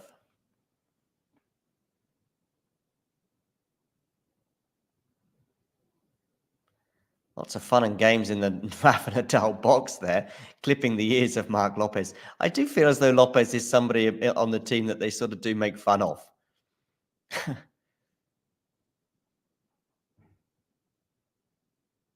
Anyway, it shows that they're feeling fairly relaxed as Cachin heads the ball, trying to be a footballer like Rafa's uncle.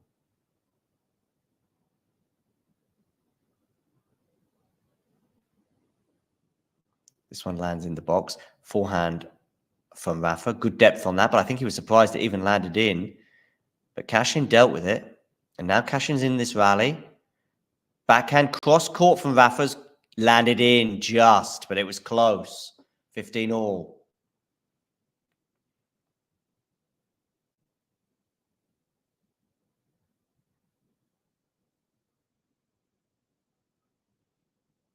Whew.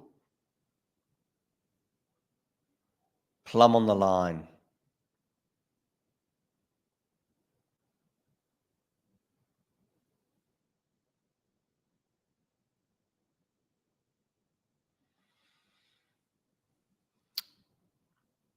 Okay, 15 all. Nadal serving 1-3 into the net on his first serve.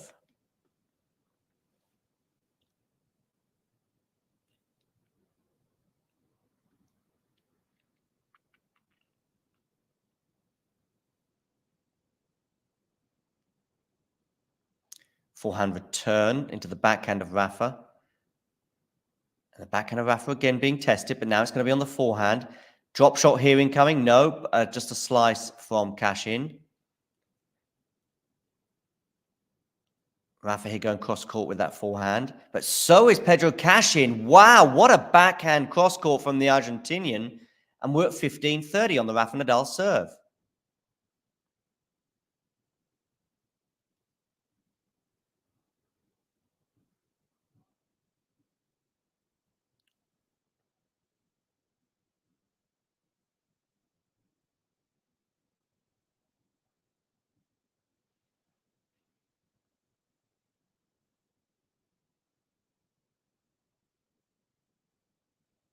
Okay, so 15-30, Nadal to serve.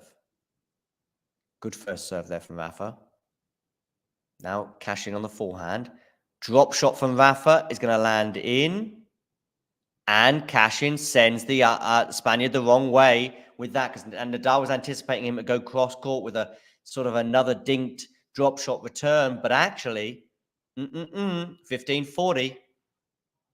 And this is the level from Cachin that he just wasn't producing at the beginning of the match.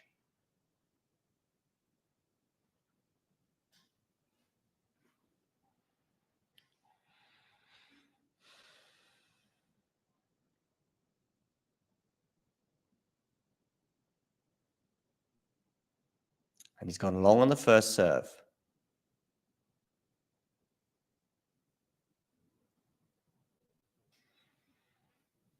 This does feel like right now that we're going 3. Completely different complexion to that first set.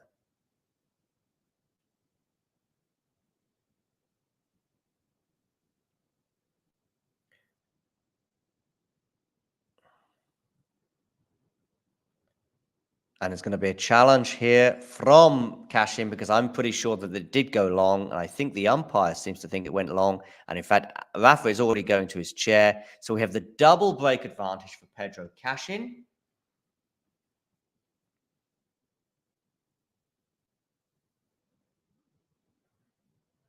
And it's 4-1 to the Argentinian. Who saw this coming at the end of the first set?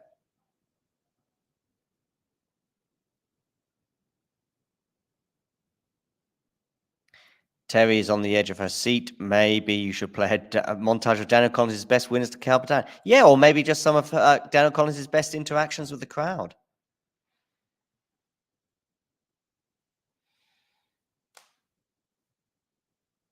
Ooh.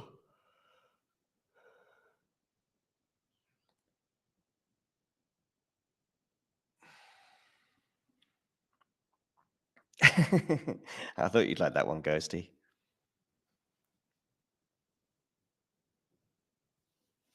So, this match has an entirely different complexion right now.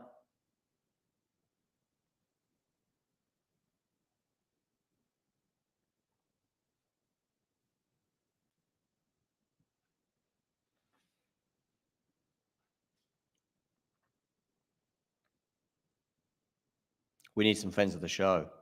I am Francisca George, and I'm a friend of the show. Perfect. Thanks.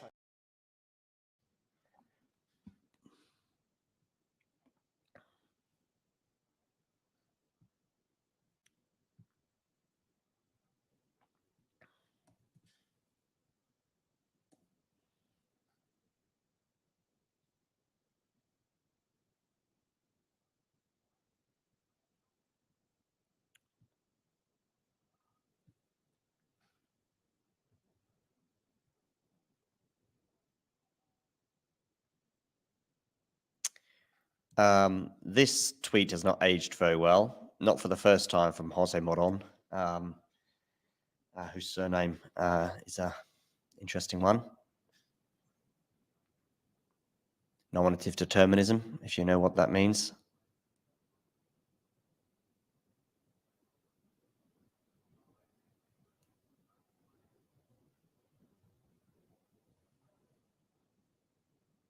N gets away with N with no warning.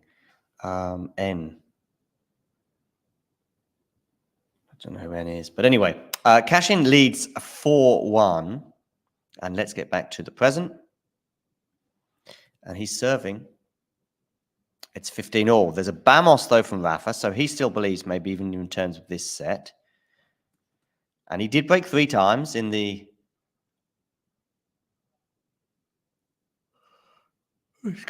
previous set, so he needs to break twice here to get back on level terms.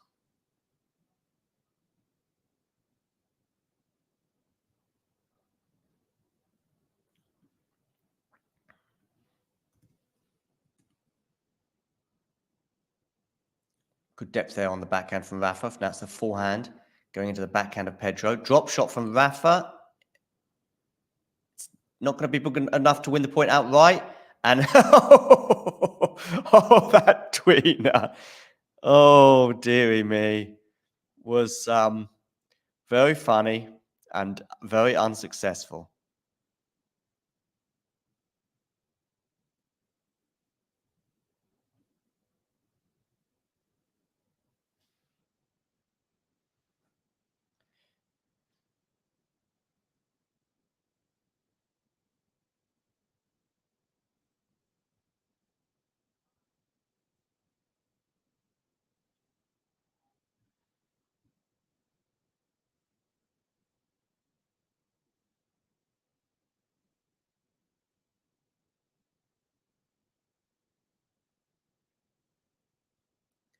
Backhand here now. So 15-30 on this point here.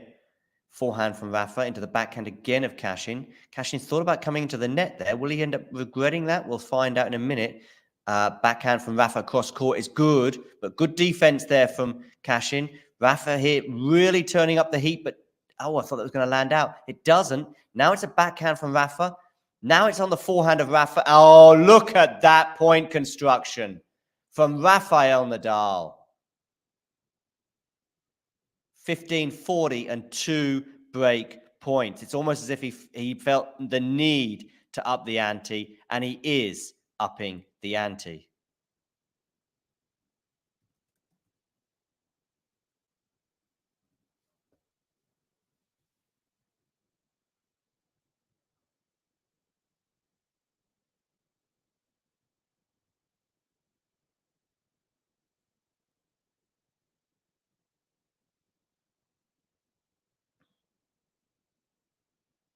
Backhand return from Rafa onto the backhand of Pedro. Is Pedro now going to start feeling it like he did at the beginning of the match? Oh, that defense there from Rafa. Oh, but the smash from Pedro Cachin is not going to be enough. And as Jose Morgado tweets here, he gets one of the breaks back. Thank you very much, Sean, for the £3 donation. Really helps the channel. Much appreciated. You can be like Sean and make a donation to the channel. You can also become a member as well, also like Sean and like many others. The link to becoming a member is pinned in the live chat. So it's 4-2. Still a breakdown, Rafa, but of course it's looking a little bit better than it was a couple of minutes ago. But he's going to have to hold serve here to maintain that momentum.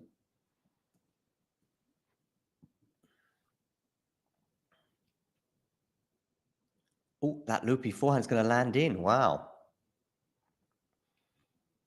But he's on the defense now, Rafa. And now Cachin comes in and cashes out. As in benefits. Because he's landed the ball in. If that doesn't make sense, apologies. Love 15.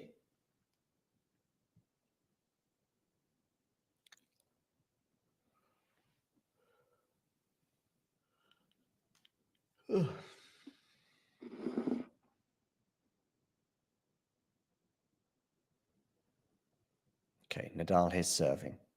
Backhand return. Forehand from Rafa. Another forehand from Rafa into the backhand of Cachin. Volley is put away nicely, and it's 15 all. As Terry suggests, perhaps the Spaniard has gone up a gear.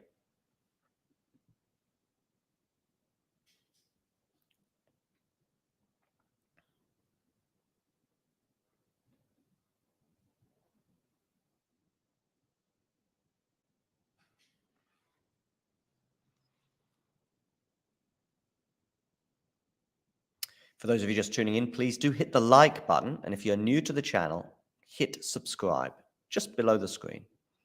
Click subscribe. Okay, Nadal goes down the tee, backhand return. Forehand into the backhand of Pedro Cachin. Into the net, so it's 30-15. Jake here suggesting, come on, Rafa. I think he does need a bit of that support and momentum right now.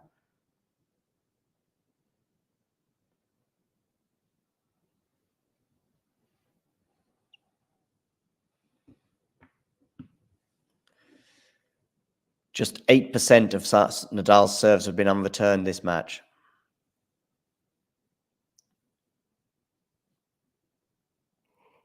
$30-15.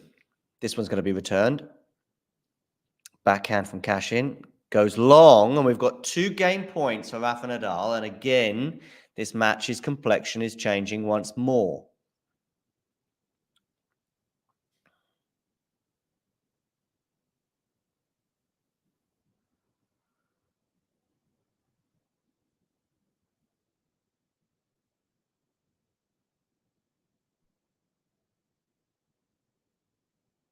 $40-15. Serves.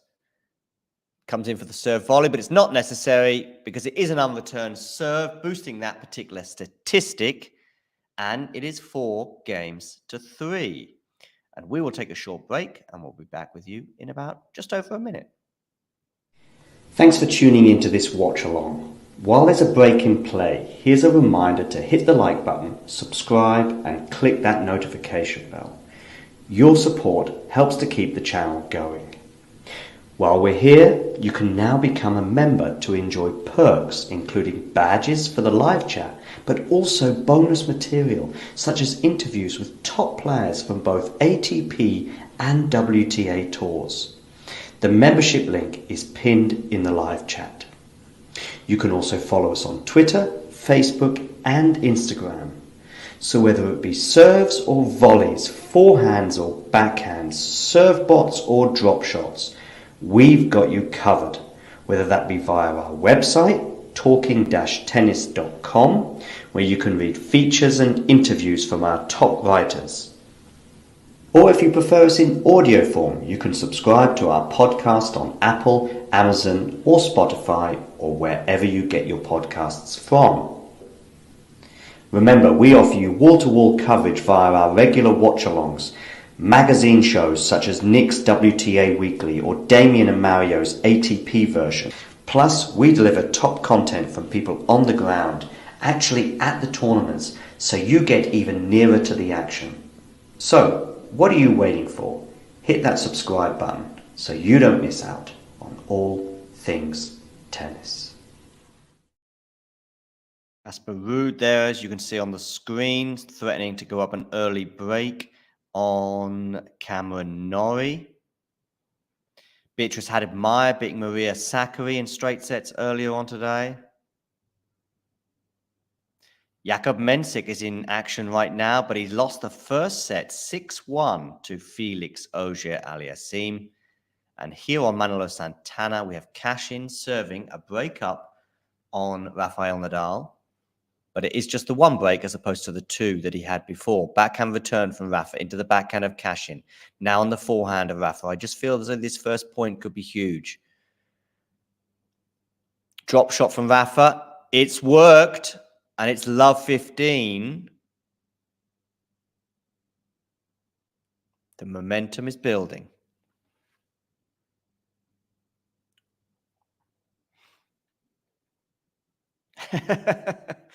Thanks, Ghosty. And Ghosty's done a little bit of Googling to see what the current exchange rate as well is. Oh, nice. Thanks, Terry, for being a member for a year. And Cool Jake, thank you as well for your membership. Much, much appreciated. Second serve here from Pedro Cachin. Love 15. Forehand return from Rafa. Backhand from Cachin. Now another backhand from Cachin. Backhand as well from Rafa. Forehand now into the backhand of Cachin. Rafa's mixing it up. Good depth on that ball there. Now Rafa can attack. Not as much as he would have liked, though. Cachin still very much in this rally. Backhand slice there. Rafa going to come in. Is he going to punish this ball? He is. Love 30. Love 30. Jake, there's something I wanted to say to you a minute ago about the flexibility or some of the changes that Cachin has made. I mean, okay, this still may end up being a straight sets win for Rafa. We'll soon find out and see. But I was mentioning it a lot in the first set, how in the deuce court, he was just always going to the Rafa backhand, and it wasn't having any effect. In this set, he's been going down the tee a lot in the deuce court and having a lot of success with it. Now, he might end up losing this match, albeit even in straight sets. We'll find out. But I think he needed to change something, and at least he changed something. 10 of the last 11 points, by the way, have gone the way of Rafa Nadal. But listen, in the scoreboard terms, Cachin is still up a break in this set. Forehand return from Rafa. Lovely backhand there from Pedro Cachin. Nadal tries to stretch and save it, but doesn't succeed. And so we are at 15-30.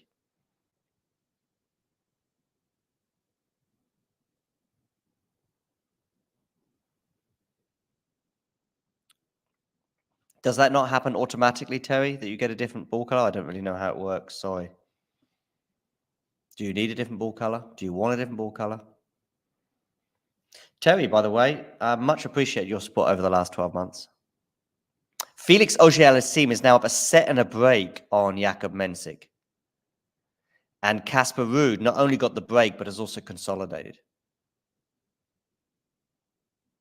Second serve here, 15-30.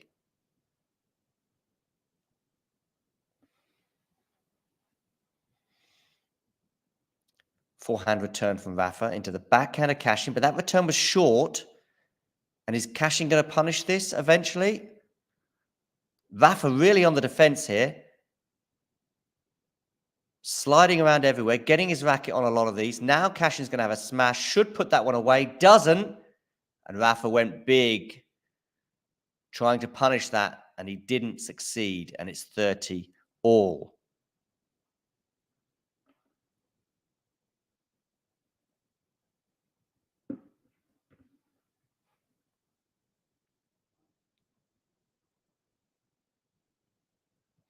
Okay. Perhaps that's also a big advantage for him too. Has Madison Keys taken the first set over Coco Gauff in a tiebreak. I think that's what I saw.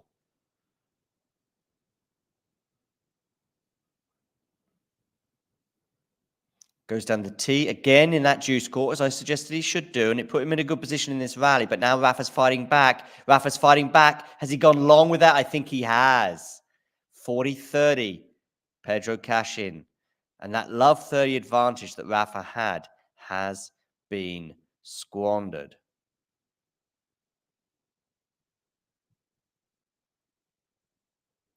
Yes, Madison Keys did indeed win the first set, but Coco Gauff is up 3-2 with a break. Who is Siska, Jake? Backhand return from Nadal. Is long, and Pedro Cachin holds 5-3.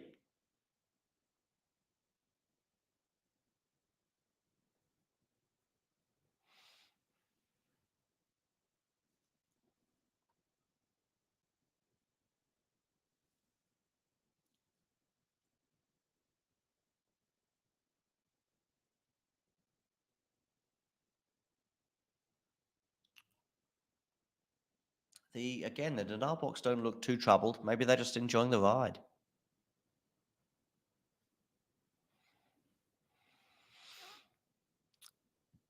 No, Rafa's wife is called Mary, I think. Unless the Cisco is another name for her. Forehand into the forehand of Rafa here at 3-5, Rafa serving. Now it's going to be a drop shot that Rafa is going to chase down, but he's not going to get enough purchase on that shot. So, love 15.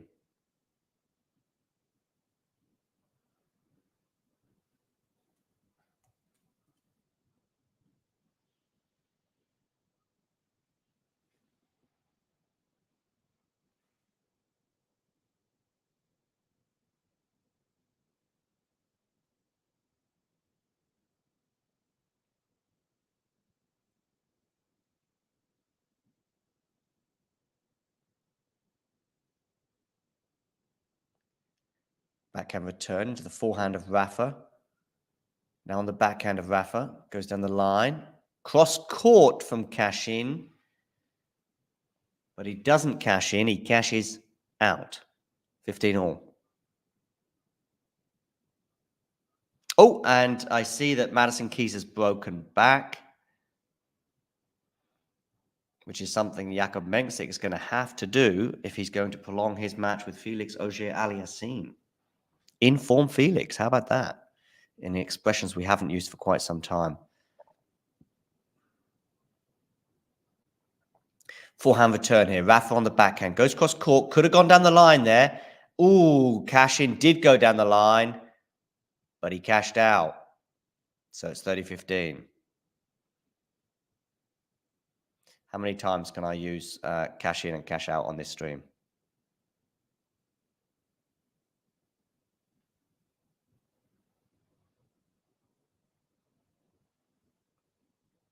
By the way, still don't know who Siska is.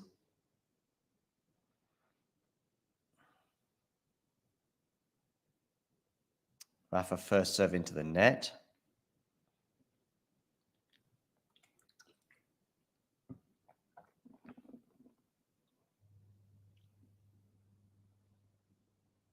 Somebody in the live chat can let me know. Forehand return, backhand from Rafa goes into the net, 30 all.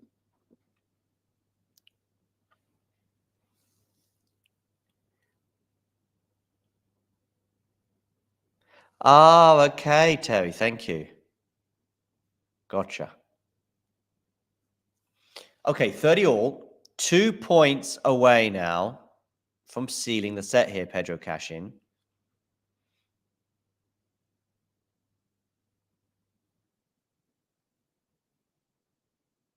Goes down the tee. Backhand return is decent from Pedro Cachin. Is he going to get a set point here? Rafa here with the backhand. Good backhand, 40-30.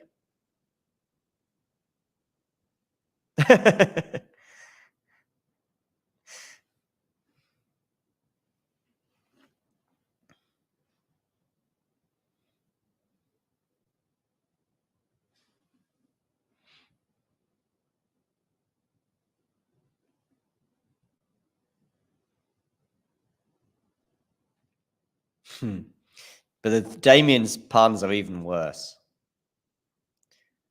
Second serve here at 40-30.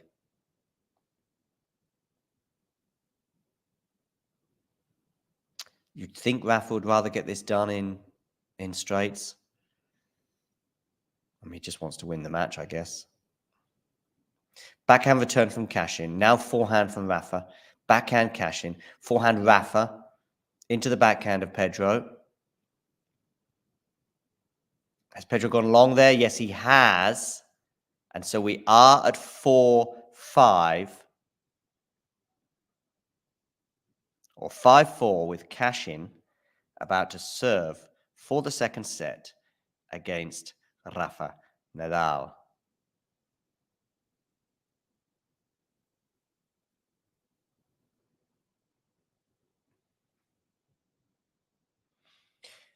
And we can take a short break.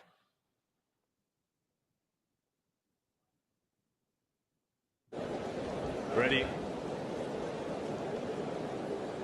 Play.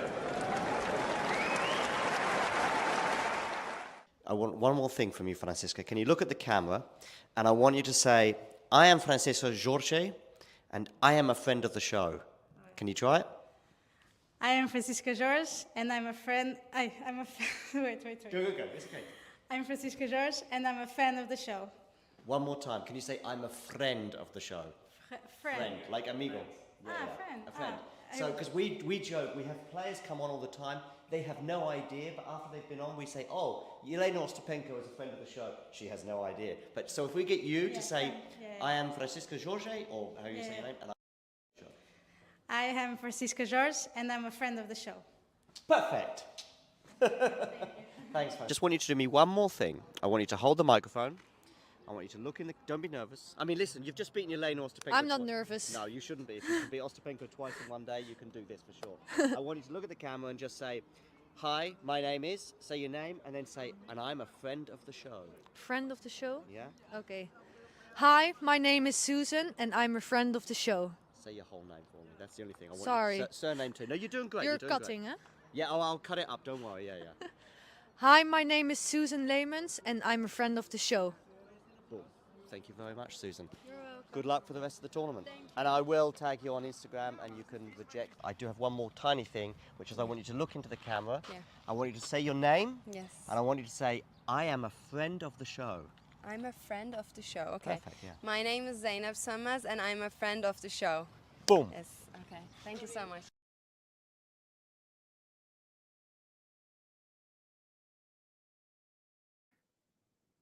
And we are back, ladies and gentlemen, with Cachin serving at 15-love.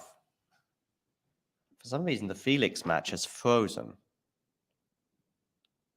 But a match that hasn't frozen is Casper Ruud against Cam Norrie, although maybe Cam Norrie has frozen, who knows? Because he's 4-1 down. Anyway, Cachin here serving 15-love. Goes down the tee.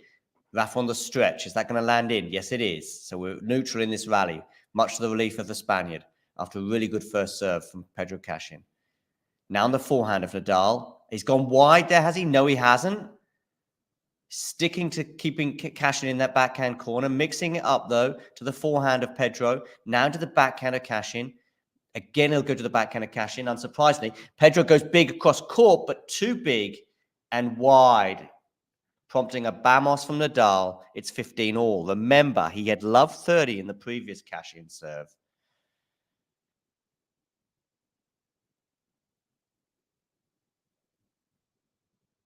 Yeah, Sean. Yeah.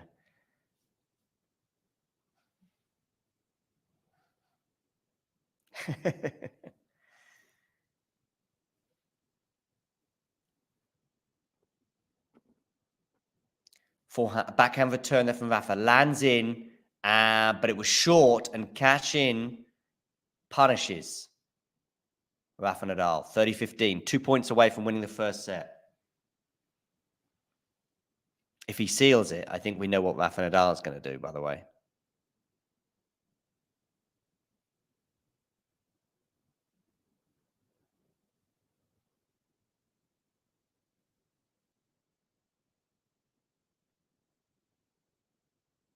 Oh, good serve there from Cachin. But he's let Rafa off the hook there. A miss-hit return as well, though, from Rafa, but he got let off the hook there because Cachin couldn't put that forehand away. Nadal did plenty with the backhand, and Cachin couldn't deal with it. So we're at 30 all.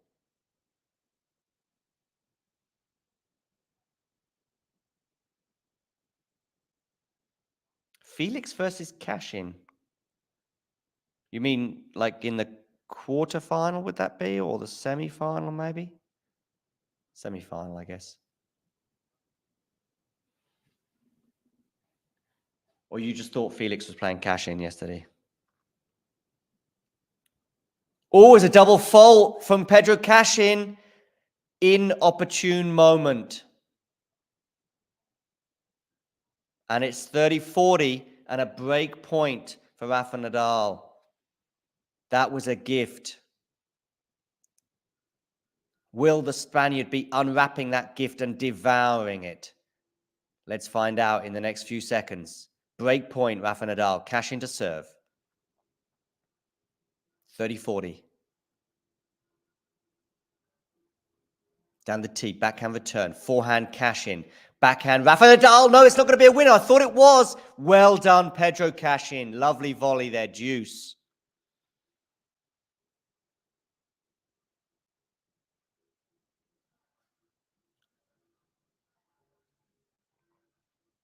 And there's a double break for Casper Ruud, so he's leading 5-1 over Cam Norrie. Deuce here, anyway.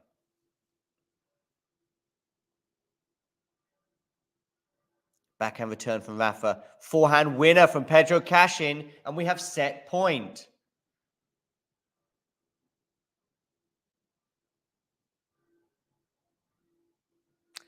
Those two breaks of serve that Pedro got may have been a mountain just too far in terms of this set for Rafa Nadal to mount.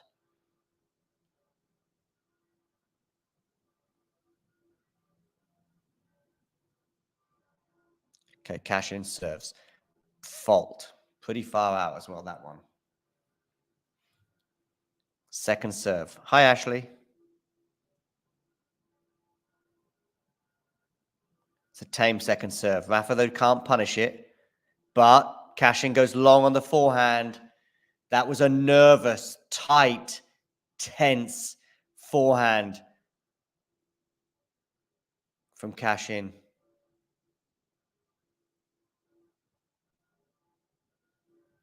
I can't help but think about cash out when he hits the ball out like that.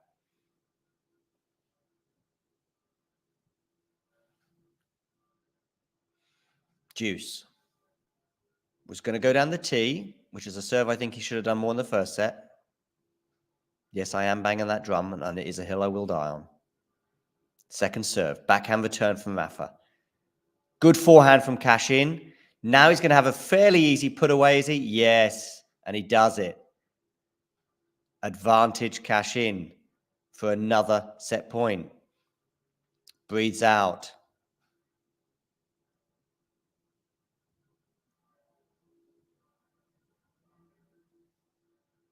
Nadal not looking happy. Maybe feels he could have and should have done more on that return. But it wasn't easy. Set point. That's big, too big. Second serve. Last time we saw a very tame second serve. Not bad in terms of position on this one. Now Cachin, though. Now Rafa. Cachin, though. It's a winner. Or has it gone wide? It's gone wide. My apologies. I thought that landed in. He did go big, and too big as it turned out. Deuce. Ashley, if you haven't already done so, please hit like on this video.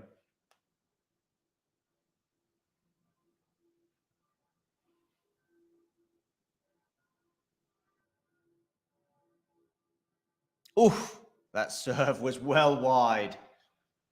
We've had one break point for Nadal in this game and 2 set points for Cachin. What's coming next?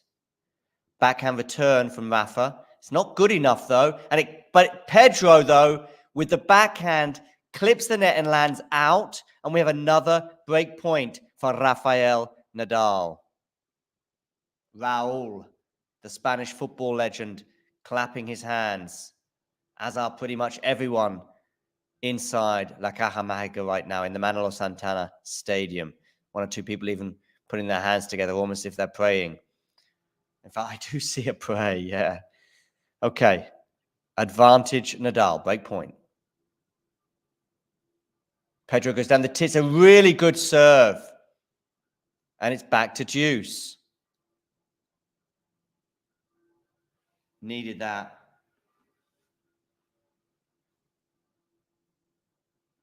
If you're watching on Twitter, by the way, please do hit retweet. And if you're watching on Twitch, do get joined in the comments and we'll share them on the screen if possible. Good serve there from Cachin. Drop shot Cachin doesn't work.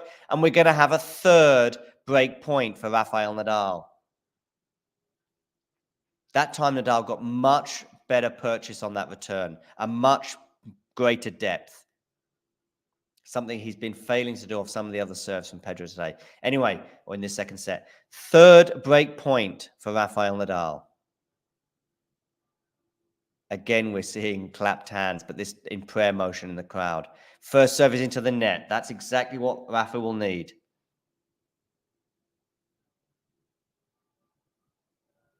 Oh, it's a double fault from Pedro Cachin. And we're now at 5-all with the momentum very much with the 22-time Grand Slam champion.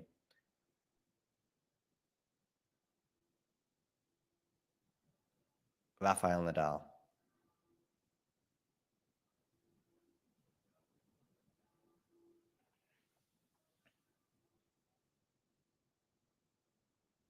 She is indeed having an awesome season, Ashley.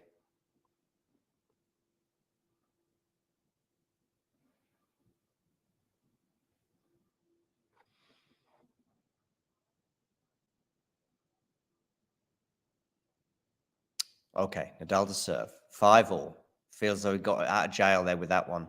2 double faults in that game from Cachin.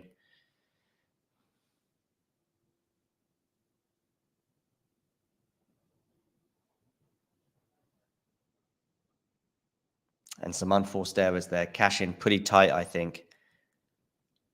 And Nadal punished his opponent. 5-all. Second serve. Forehand from Rafa into the backhand of Cachin. Forehand from Rafa. Again, looping it up. I'm sure he's going to stick to that backhand until he gets a chance to go elsewhere. Good depth, though, there from Cachin on that backhand. And Nadal goes wide with his backhand cross court. Love 15. Oh, Mensik retired. That's a pity. And may explain why Felix was running away with that match. Minaur got one of the 2 breaks back on Casper Ruud, but he is love 30 down on his serve.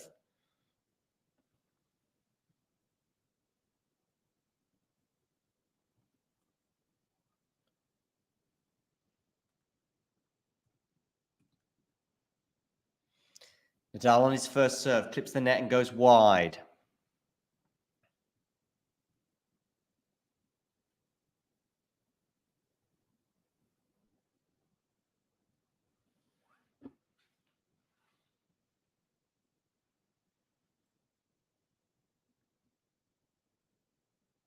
Backhand return into the forehand of Rafa. Now on the forehand of Cachin. Cachin goes big and it's nice and it forces the error from Rafa Nadal. It's love 30 on the Spaniard's serve.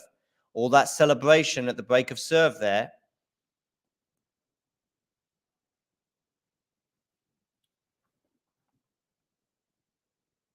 Three set points for Casper Ruud against Minaur. And he's got it. 6-2 Casper Ruud. Takes the first set. Nadal here serving to the forehand. Nadal comes into... Oh, it's a great passing shot, but maybe it was a mishit. Either way, The glum face of Rafa Nadal looking very different now to what it did a few minutes ago. And Cachin has 3 break points, love 40.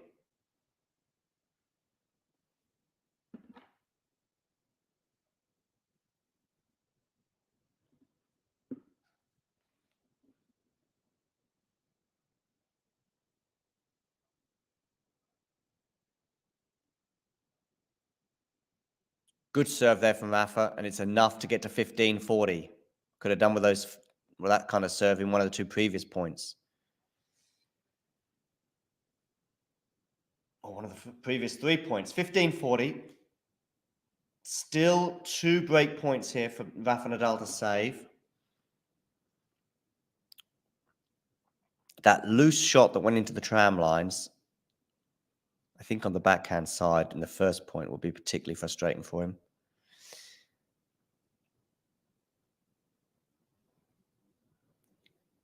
Oh, Rafa clips the net and it goes wide, and Pedro Cachin gets the break. 6-5.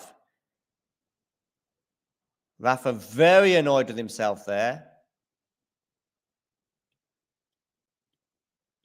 Very frustrated in a rare show of frustration. And Pedro Cachin leads 6-5, and he will serve for it again. Will he pass up the opportunity like he did before?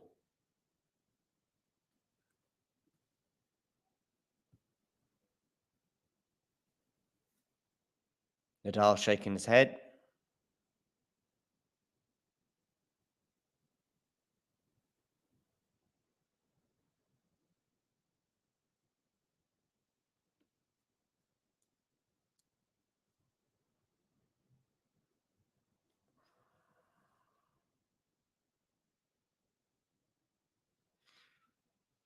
So, Casper Ruud takes the first set over Cam Norrie.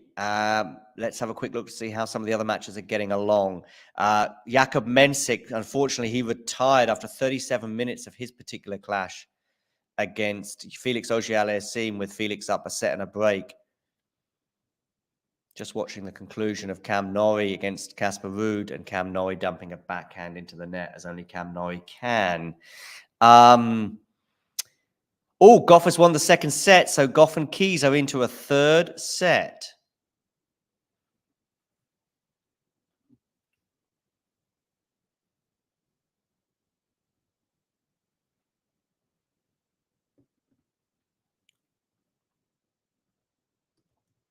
We will do Daniel Collins against Arina Sabalenka as well later on. Nick is going to bring us live coverage of that particular match.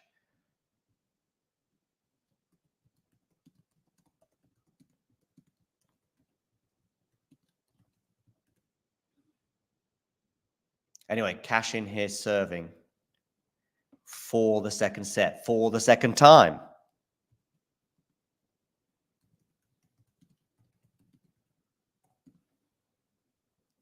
Drop shot here from Cachin. Rafa going to chase it down, and Rafa's going to win the point. Love 15. Rafa chased that one down lovely.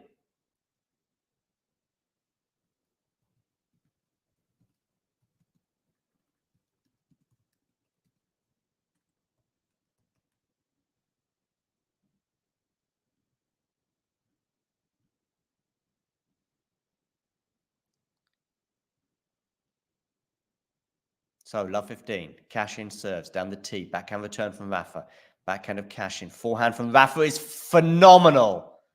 Down the line winner. Love 30. Maybe Rafa's tired of doing these cross-court exchanges with Cachin taking the ball a little bit earlier, and he decided to ramp it up and go down the line a bit more often.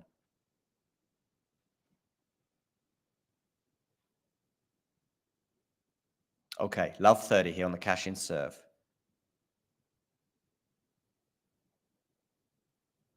First serve into the net.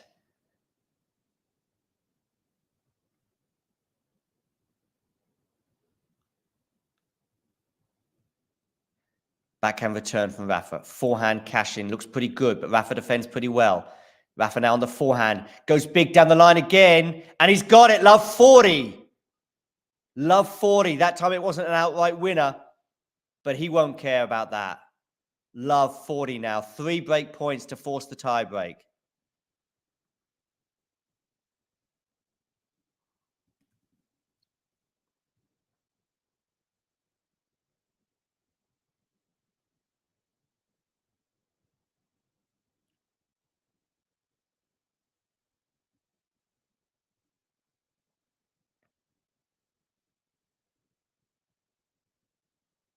Good first serve there from Pedro Cachin. Drop shot, Pedro Cachin. Rafa chases it down.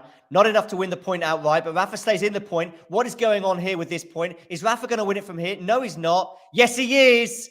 6 games all. Rafa punching left, right, and left again. And we go into a tie break to the delight of the Madrid crowd. And of course, to the delight of Rafa Nadal and to the chagrin of Cachin.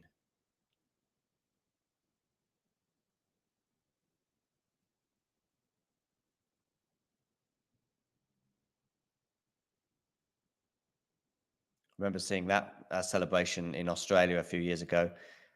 Round of applause from Raul.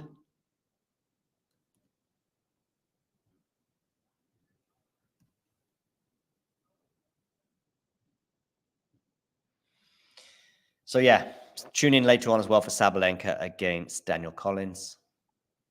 But that is later. Now is Rafa Nadal against Pedro Cachin tiebreak time.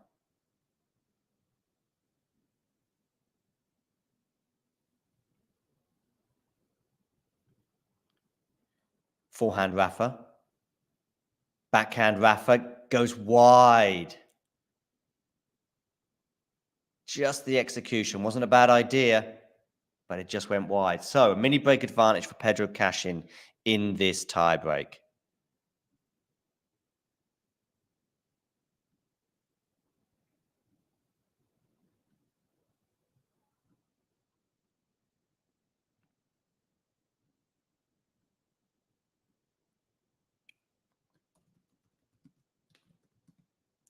Cachin goes into the net on the first serve.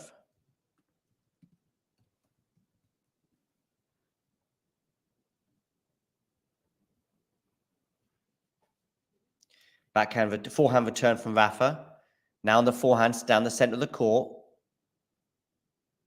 Going cross court there, Rafa. Backhand Rafa, again cross court. Backhand Rafa goes big but goes long. So it's 2-love Pedro Cachin in this tiebreak.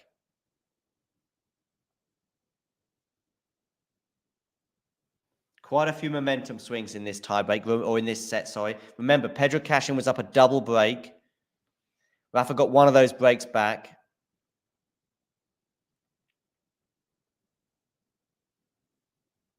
Then Pedro Cachin tried to serve it out. Rafa broke back. Cachin broke Nadal again, and then Nadal broke Cachin again, and that's why we're here in this tiebreak. Keep up at the back. Anyway, we're in the second set tiebreak. Remember, Rafa Nadal won the first set 6-1. Cachin here already up a mini break in this tiebreak.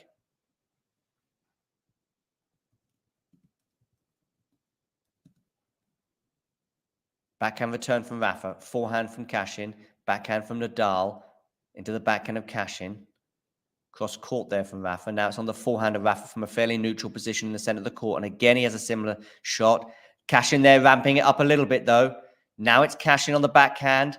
Good backhand there from Cachin. Good defense, though, from Rafa. He's going to have to defend again. And he doesn't. And it's 3-0 Pedro Cachin.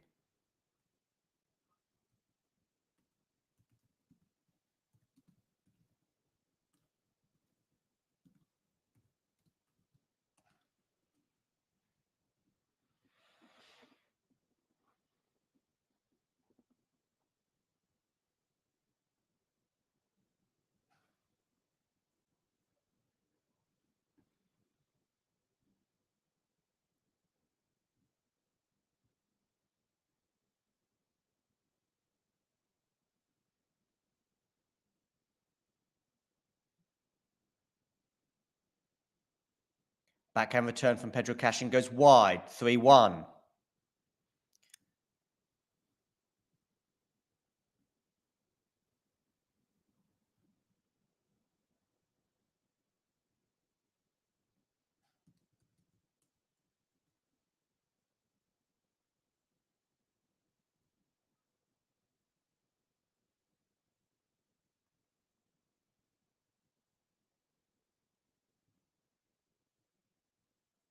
Down the tee, but goes long. So it's a second serve here.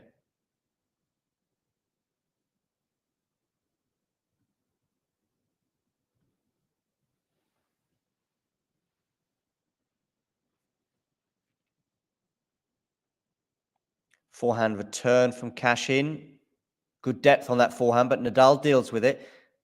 Now on the backhand of Cachin. Can Nadal deal with that? Just about, but Cachin on the attack again.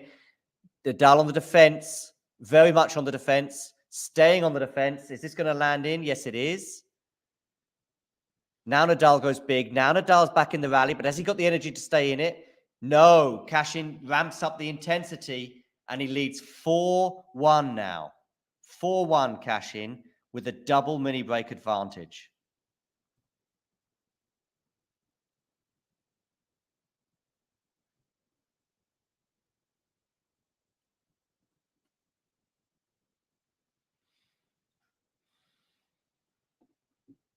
Please do hit the like button, and if you are new to the channel, hit subscribe. Second set tiebreak here. Rafa won the first set 6-1. We've already exceeded the time of the encounter from Saturday between Minaur and Nadal. That was 2 hours and 2 minutes. We're already at 2 hours and 6. But with the way this tiebreak is going, we're going to be here for quite a while yet. Forehand return from Rafa into the backhand of Cachin. Forehand from Nadal is good, 4-2.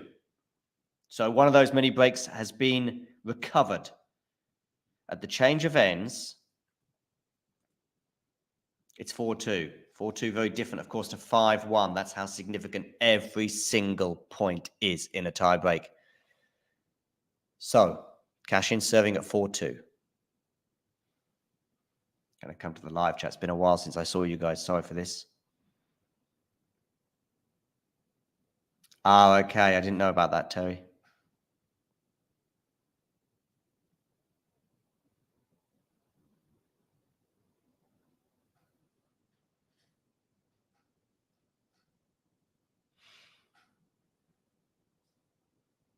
Yes, he did, Ashley, as I think one or two people have suggested about an elbow injury, perhaps. Jamie said he thought this match would be over by now. Okay, 4-2. Good first serve there from Pedro Cachin. Now on the forehand, and it's a winner. No, it's not. It's gone wide, but he's going to challenge it. He's going to challenge it. But I think we're talking about millimeters here. Let's have a look.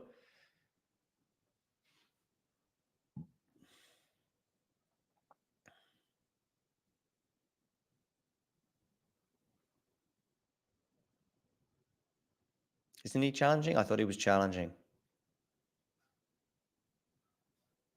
So Nadal now is back on serve at 3-4.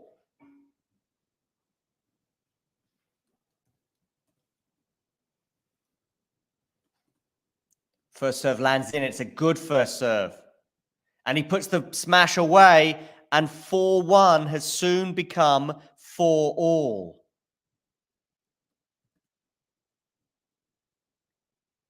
And again, an advantage that Cachin had in this set has gone. Remember, he was leading 4-1 with a double break, and then he was trying to serve it out at 5-4 and at 6-5. Both occasions, Nadal came back. And here we are, 4-all in the tiebreak, 3 points in a row for the Spaniard. 2 hours, 9 minutes on the clock. This tiebreak really could go either way right now. Down the tee, it's a decent serve from Rafa. Good placement. The forehand's not bad either. Now that forehand is too short though, but Pedro, that short forehand from Nadal gave the advantage to Cachin, and Cachin wins the point.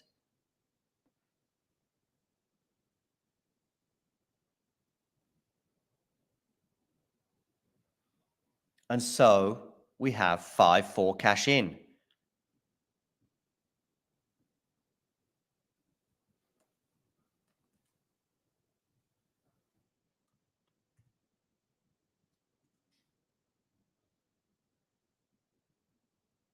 So Cachin serving at 5-4. into the net on the first serve. If we do go to a third set, this could easily go 3 hours. Forehand return from Rafa. Backhand from Cachin.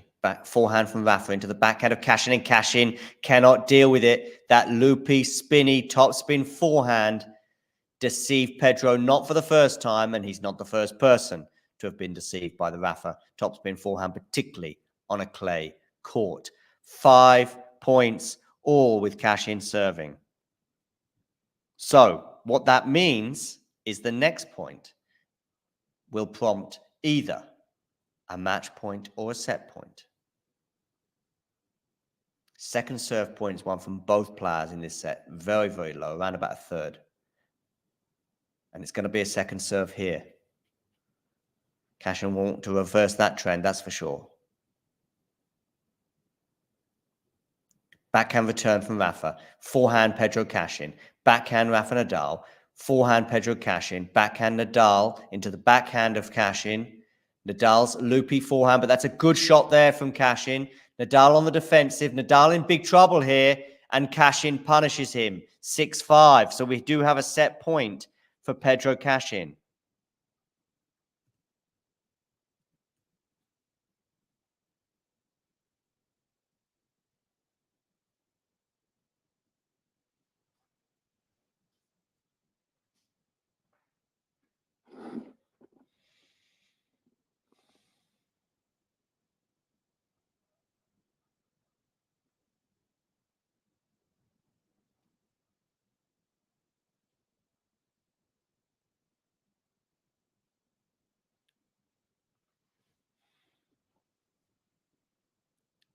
Nadal serving at 5-6, desperate for a first serve, gets it, comes into the net. Oh, and he's been passed!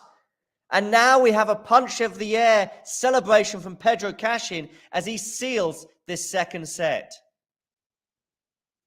So we're going to go into a decider. We'll take a short break and then I'll address some of your comments in the chat.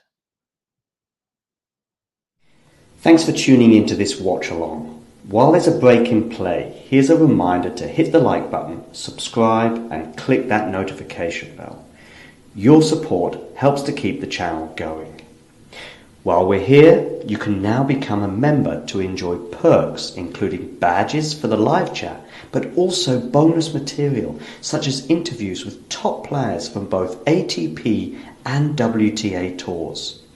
The membership link is pinned in the live chat. You can also follow us on Twitter, Facebook and Instagram. So whether it be serves or volleys, forehands or backhands, serve bots or drop shots, we've got you covered. Whether that be via our website, talking-tennis.com, where you can read features and interviews from our top writers. Or if you prefer us in audio form, you can subscribe to our podcast on Apple, Amazon or Spotify or wherever you get your podcasts from. Remember, we offer you wall-to-wall coverage via our regular watch-alongs, magazine shows such as Nick's WTA Weekly or Damien and Mario's ATP version. Plus, we deliver top content from people on the ground, actually at the tournaments, so you get even nearer to the action. So, what are you waiting for? Hit that subscribe button so you don't miss out on all things tennis.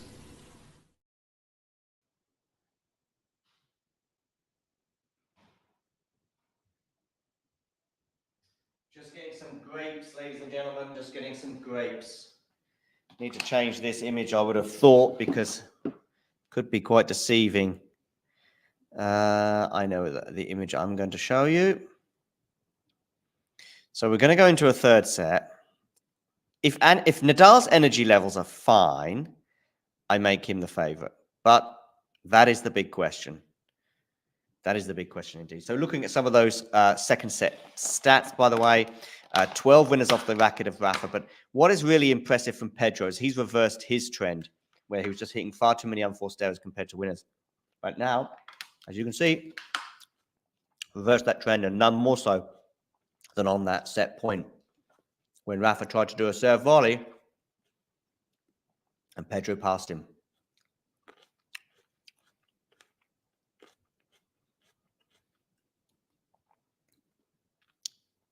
So let's have a quick look at the live chat.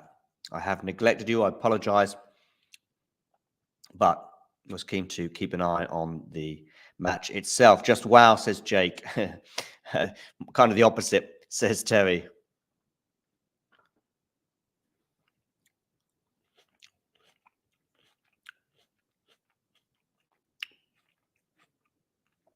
Yes, indeed. Respect to Cachin for rising to the challenge, particularly in the Spanish capital.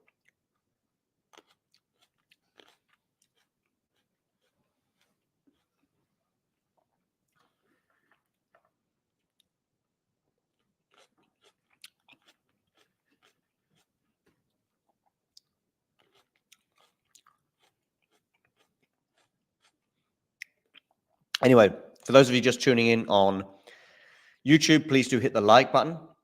And if you're new to the channel, please click subscribe.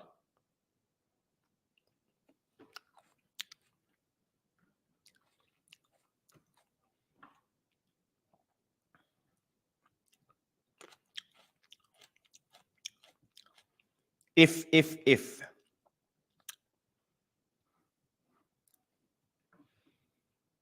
Pedro Cachin is the one who went off court, by the way, for a break. Might not be the worst idea.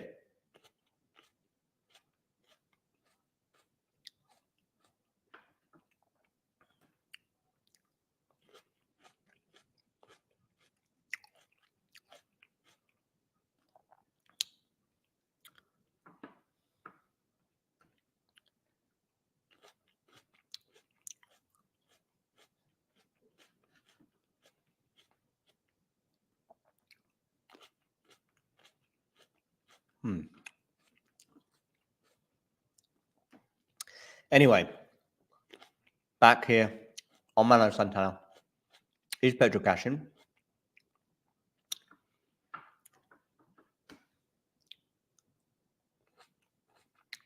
And the Argentinian will serve first.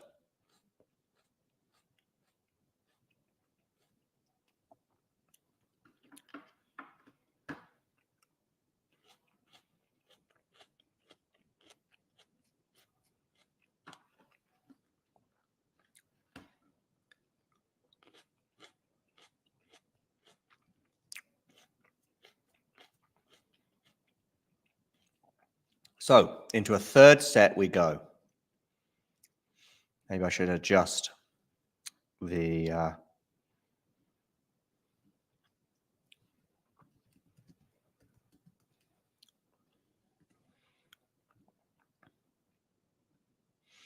Cachin wins the first point on his serve, by the way.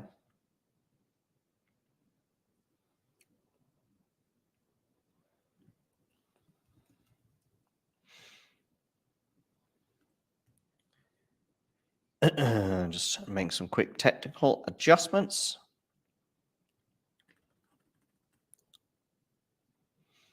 First serve, second serve from Cachin there. 15-love, he leads. Nadal with a decent backhand, now on the forehand. Backhand Pedro, forehand from Rafa. And the backhand from Cachin goes long, so that's 15 all.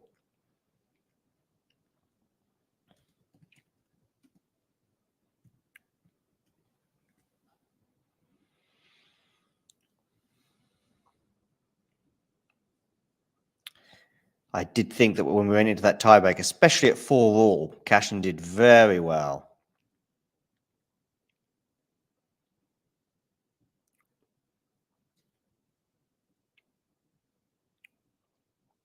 And he's now at 30-15.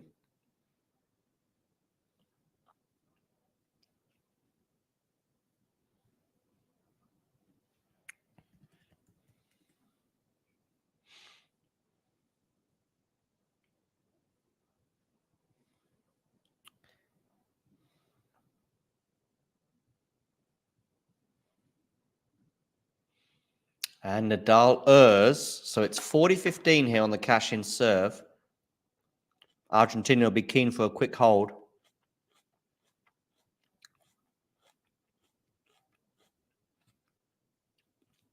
The Rafa box have been here, seen it, and won the T-shirt.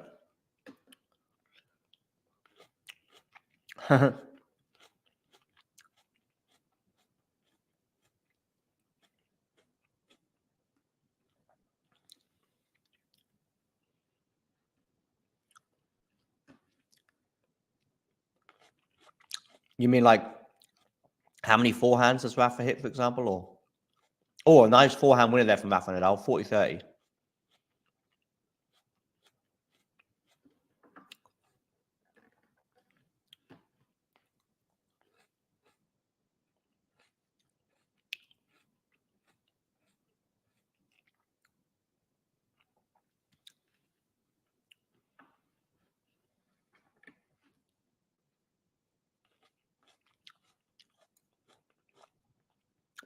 Down the tee on the first serve, but it doesn't land in.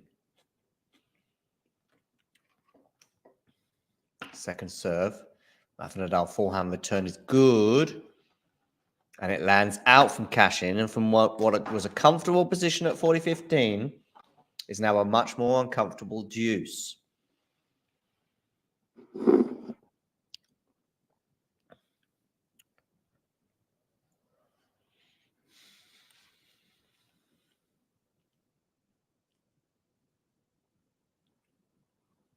Okay, Cachin here serving down the tee.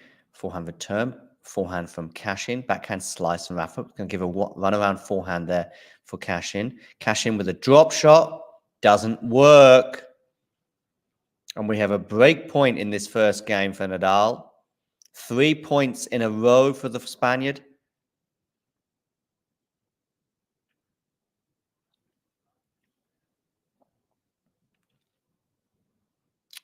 It might do ghosty, or it might just think he just thinks that this might be the way to win the match. I don't think Cachin should be running out of steam.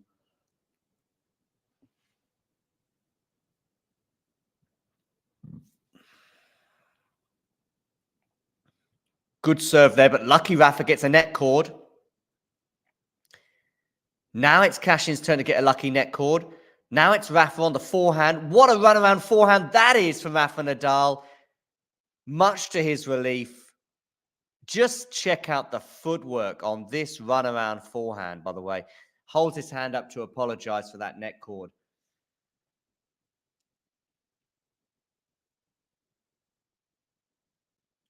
Just see this, though. Watch this. Very quick there to just adjust his feet there and hit a winner.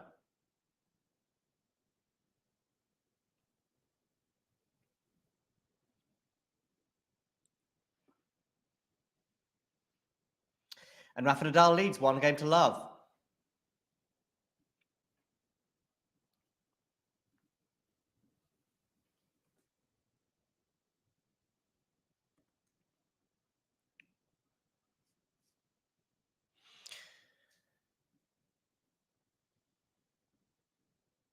Oh, yeah, what's been happening in some of the other matches? So, Norrie and Ruud are on serve. Oh, actually, no, sorry. Norrie has a break up on Ruud, but Ruud has a break point to level things up. And Goff is up a break on Madison Keys in the third set.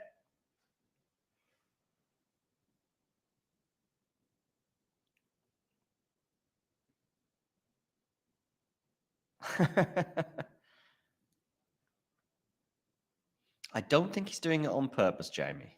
That's all I'll say.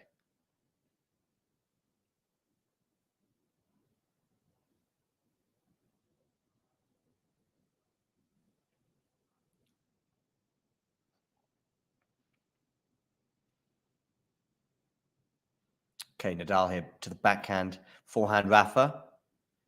Backhand Cachin on the defensive there. Rafa, though, puts the forehand winner away. And we are now at 30-love.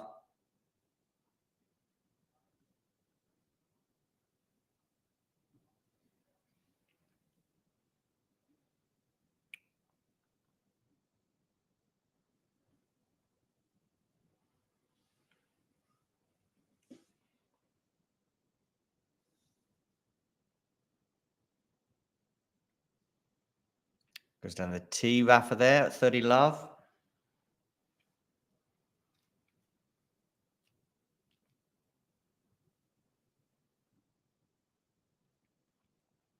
This is the poll, by the way, that we have going to say how far is Nadal going in Madrid. Do you get voting in that poll, ladies and gentlemen?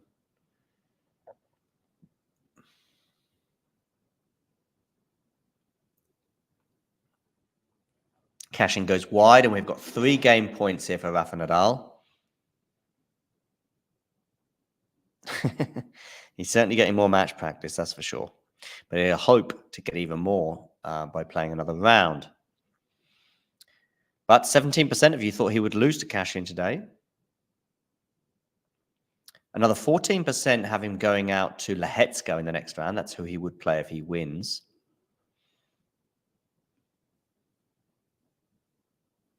Can you still hear me, by the way? I don't know what's happened to my camera.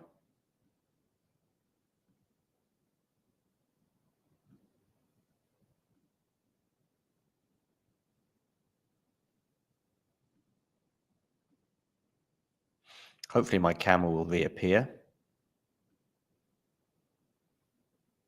Mira Andreeva beating Jasmine Paolini earlier.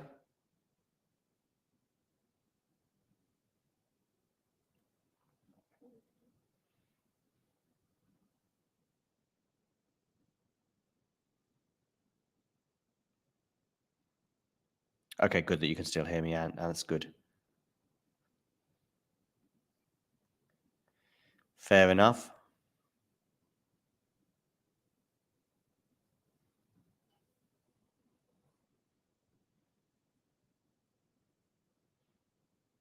I'll try and fix the camera shortly, but in the meantime, we've got Rafa Nadal defending and a smash winner there from Cachin. The camera is back, it seems.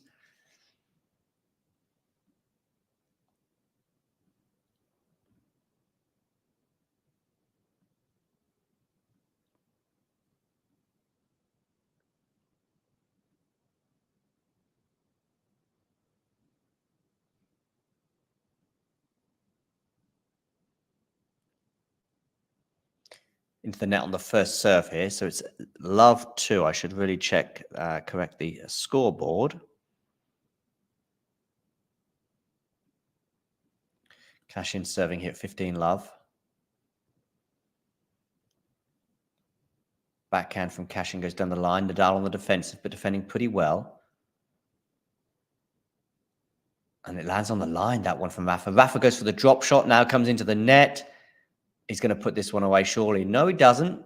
He's now going to have a really difficult smash, but he puts that one away, 15 all. Tell you what, though. I tell you what. Whatever happens from here on in, his physicality is all right.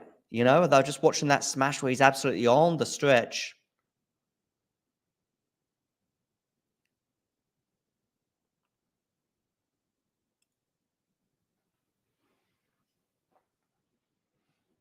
And it was those kind of balls that he just wasn't able to hit in the past due to the hip and back issues. Mind you, he's got his hands on his hips right now as he's breathing heavily in and out.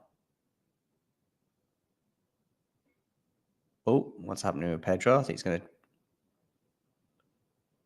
Is he all right? What's going on here? Is he just changing his shoes? Just going to change the shoes, yeah. But I think that Rafa will be happy with that one.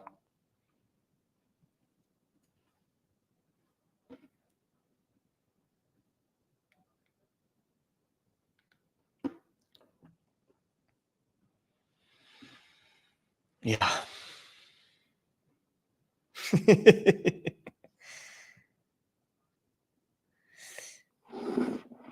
Okay.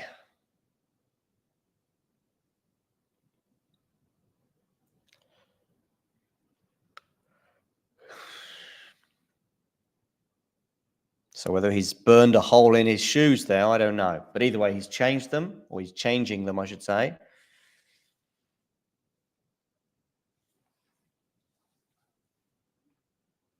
Putting on a nice sparkling new pair that won't be sparkling for much longer, of course.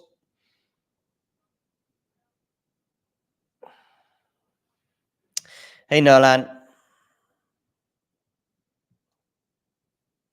Coco Gauff remains a breakup at 4-3 in the decider. A reminder that Jakub Mensik unfortunately had to retire hurt earlier in his clash with Felix Auger-Aliassime. And Ruud and Norrie are back on serve. Norrie was up a break in that second set. But now they're back on serve with actually Cam under a bit of pressure.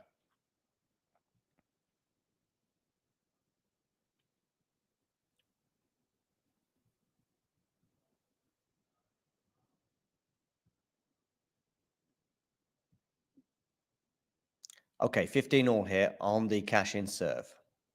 Goes down the tee, but well wide with that first serve.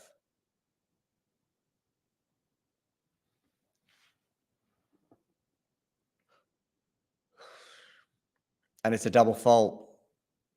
15-30. Remember, it's 2 double faults when he was trying to serve for that second set that ended up costing him that, although in the end he did end up winning the second set on a tiebreak. He's hit 3 double faults in the match. 2 came in that one game, and there comes the third. Rafa has yet to hit a double fault. Goes on the tee, backhand return from Rafa. Good depth on that return. Now Rafa's on the forehand. Now Rafa's going to come into the net, but he's not going to touch that ball because he knows he doesn't have to because it's going to sail out. And Rafa's now hit a very, very solid level. Solid enough, probably to get him over the line. Will he be a double breakup? Michael, I'm not sure if that question is for me or for the chat or for Ghosty.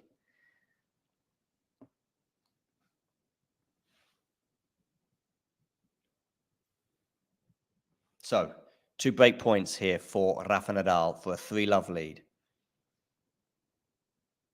Backhand return from Rafa. Backhand slice from Nadal. Oh, good defense from Rafa. Not good enough, though. 30-40.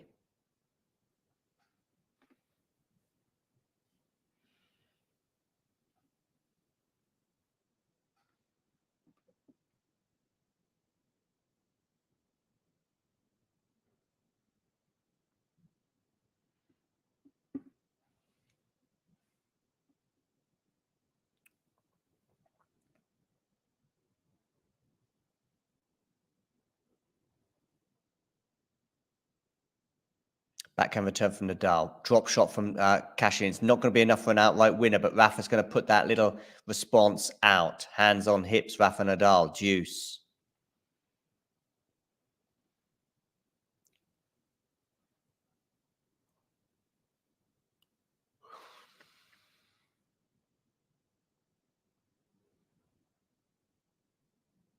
Please, if you are just tuning in, do hit the like button on this video and subscribe if you haven't done so already.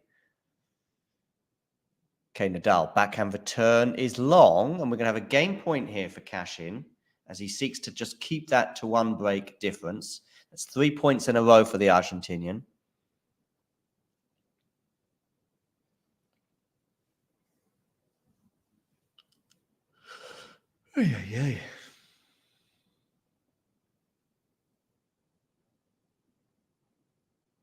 Goes down the tee with that serve, and he does indeed hold serve. So it's 2-1. Thanks for tuning into this watch along. While there's a break in play, here's a reminder to hit the like button, subscribe, and click that notification bell.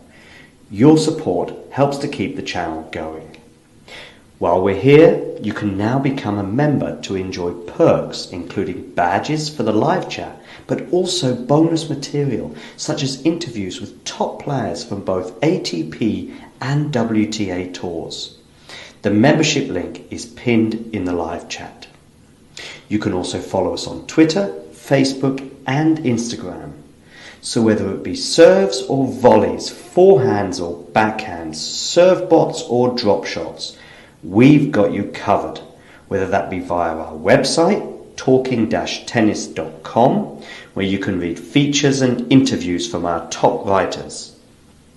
Or if you prefer us in audio form, you can subscribe to our podcast on Apple, Amazon or Spotify or wherever you get your podcasts from.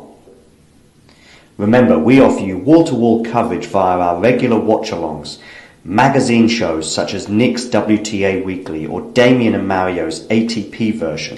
Plus, we deliver top content from people on the ground, actually at the tournaments, so you get even nearer to the action. So, what are you waiting for?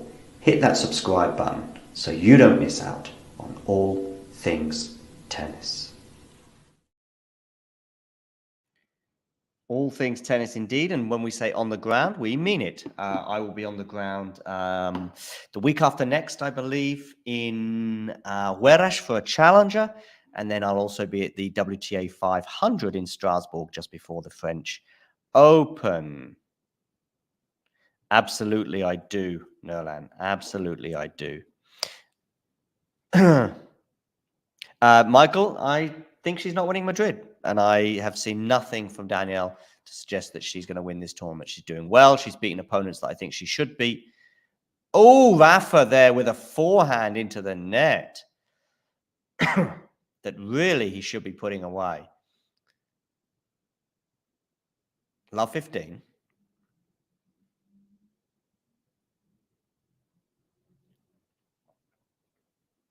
Unforced errors on the forehand side. 15 today from Rafa Nadal.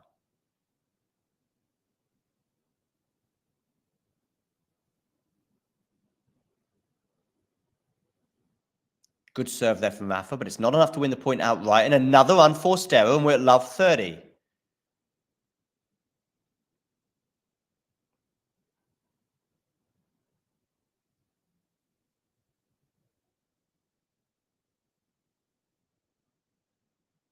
Talking of Danielle Collins, we'll have her match against Arina Sabalenka this evening as a watch-along.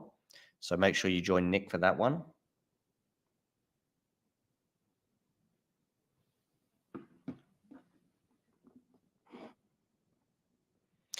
He's looking okay fitness-wise, Ashley. That's a positive. But in terms of game, well, let's see how this game pans out because this could be significant. He's on the attack here, and he's done enough to win the point, 15-30. But fitness-wise, he's all right. He's all right, Ashley. He didn't go for a break at the end of the second set. I saw him through some pretty grueling points, and he was emerging just about okay. So that's the good news. The bad news is he's 15-30 down on his serve.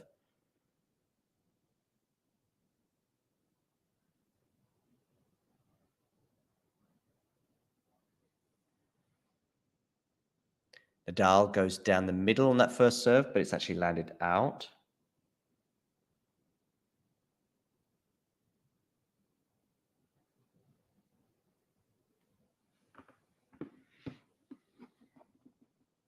So second serve here. Backhand return. Forehand from Nadal. Forehand from Cachin. Backhand is quite big, but not big enough. Nadal in trouble here, and it's 15-40. 2 break points for Pedro Cachin to get it back on serve. Nadal had a very, very good chance to get a double break when he had 15-40 on the Cachin serve in the previous game.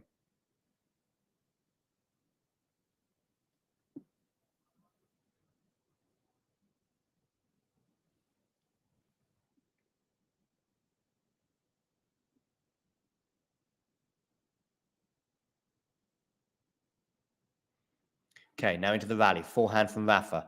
Backhand here from Cachin. Now forehand from Rafa. Backhand from Pedro. Good depth on that backhand from, and it's forced the error, and we've got the break of serve, and we're at 2 games all. This match has had more twists and turns than a twisty-turny thing. 2 hours and 39 minutes on the clock. 2 games all.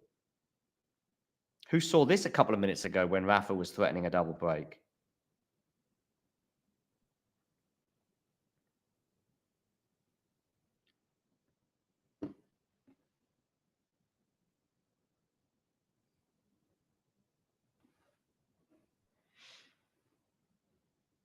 So 2 all. I better correct that scoreboard. Cachin here on the forehand. And it's clipped the net. And Nadal has erred, and it's 15 love. Who are you tipping now?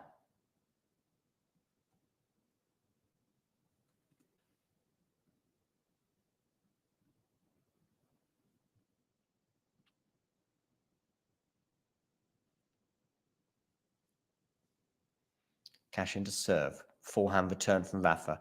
Backhand from Cachin. Forehand from Rafa. Cachin on the defense. Rafa here. Does he put that away? No, he doesn't. Does he put that away? No, he doesn't. Does he put that away? Yes, he does at the 3rd time of asking. A little stumble there from Rafa Nadal.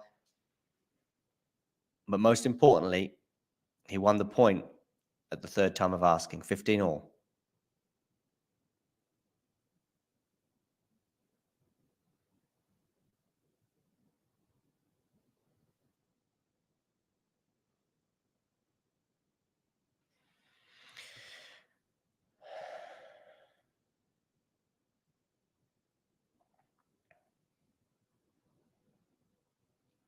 Backhand return from Nadal. Drop shot from Cachin. Is it going to be enough to win the point? Not outright, but is it going to be enough to win the point now?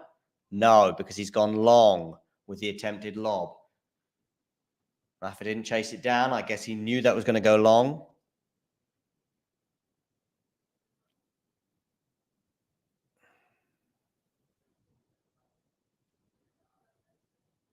$15-30. Are we going to see another break here? Remember the stats from the first set on second serves. Both of them were really struggling on their second serves.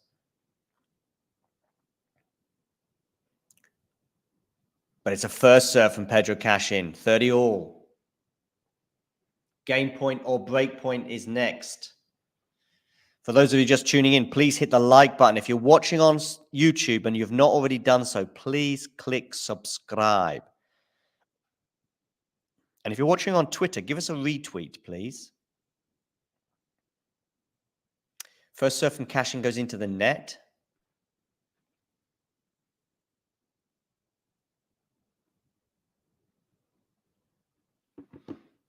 Second serve is going to be a backhand return from Rafa. Now the backhander Cachin puts himself in charge of this point. Rafa on the defense. Rafa on the defense again, but can he turn defense into attack? Not quite. Can he do so here? Not quite again. Where's this point going? Not quite sure at the moment, but Cachin is not hitting the unforced errors that he used to hit at the beginning of the first set, for example. Now it's Rafa pushing Cachin out wide. Now it's Rafa with a forehand. Now it's Cachin on the backhand. Now it's Rafa on the forehand again. This is turning into a bit of a grueling rally here. And is it Cachin going to... He's gone long there, Pedro. He's going to challenge, though. It was super close. The ball was called out, says the umpire. Is it going to be a break point or a replayed point? It is going to be a break point. It landed out.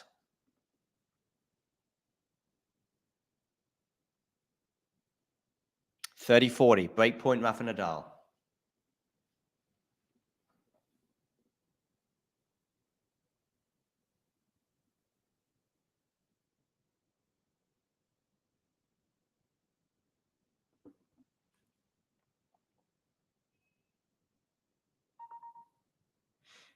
So, Cachin to serve.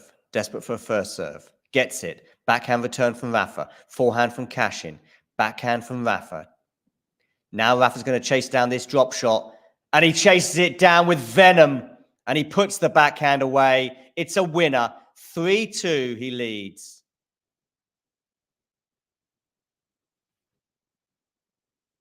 Some members of his box look happy. Some don't.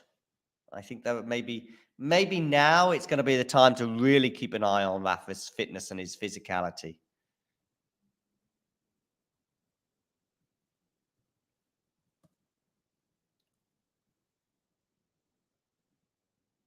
We'll take a short break and then we'll be back.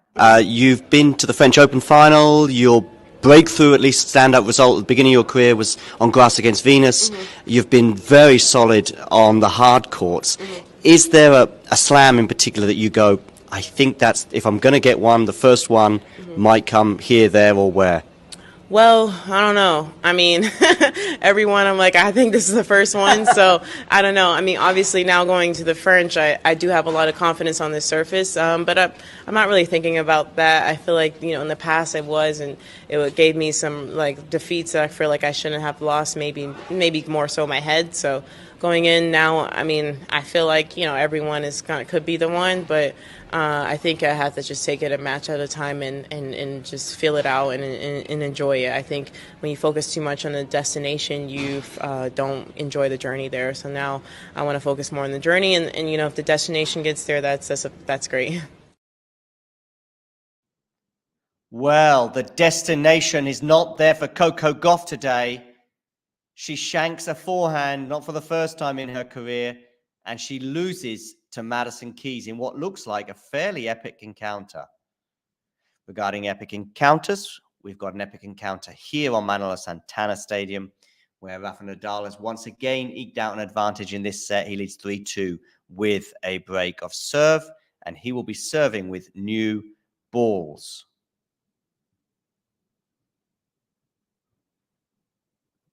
Cachin seems to be asking for something.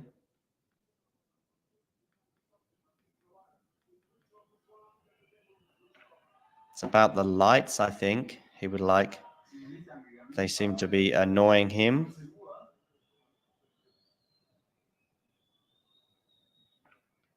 Anyway, Nadal once again showing the new balls to his opponent. 3-2 he leads. So, Nadal goes down the tee. Backhand return is long.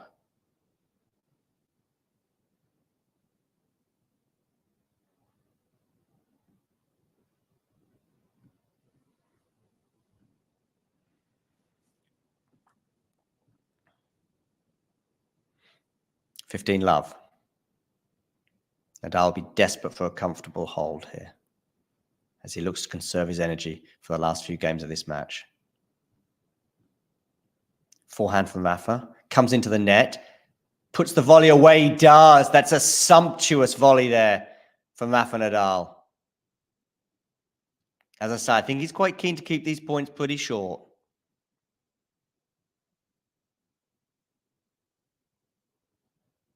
Just picked it up off the ground before it hit the ground. And there's nothing that Pedro Cachin can do about that.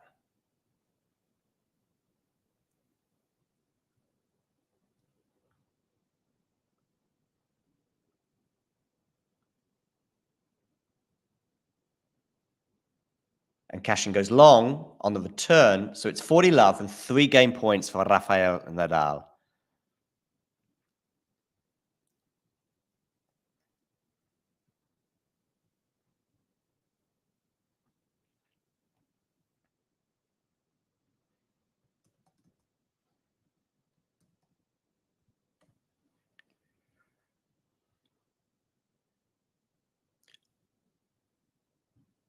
And Nadal holds for 4-2.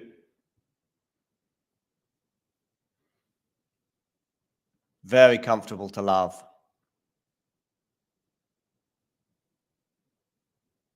This chick's going to change his racket, it looks like.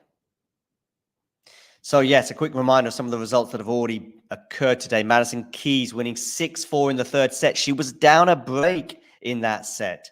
She won a very close first set tiebreak. She lost the second set 6-4, but coming from behind in the third and deciding set to win that match, 7-6, 4-6, 6-4 in 2.5 hours. Unfortunately, Jakub Mensik had to retire against Felix Auger-Aliassime earlier. Mensik was down a set and a break at the time, but it appears to be an elbow issue. And Cam Norrie is out because Casper Ruud has got the job done in straight sets 6-2, 6-4. Rafa Nadal with a wonderful forehand winner. Is this going to be the final nail in Pedro's coffin?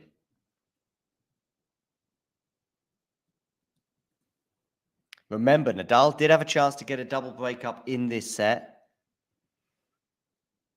Didn't take it. Pedro broke back. And here we are. Anyway, love 15. Good first serve there from Goffin.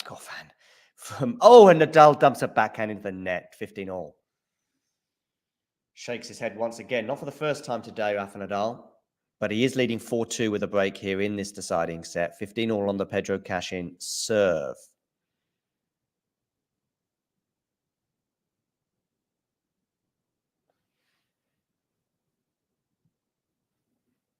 Down the tee, backhand, forehand return from Rafa. Now on the backhand of Rafa, but that's tame and it's into the net.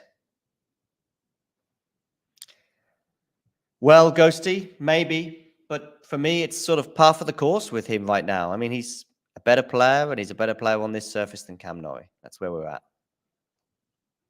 Just past 7 o'clock local time as we approach the 3-hour mark for this match.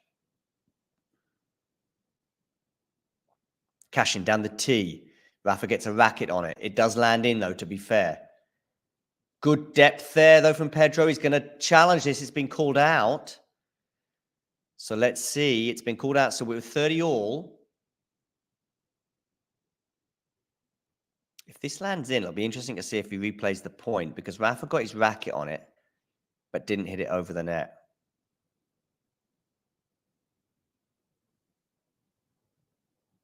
Okay, it is out. 30 all. Cachin serves. I think this one's been called out as well. And it looks like it did land out.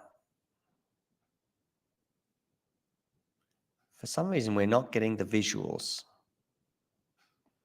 Oh, we are now. And it landed in.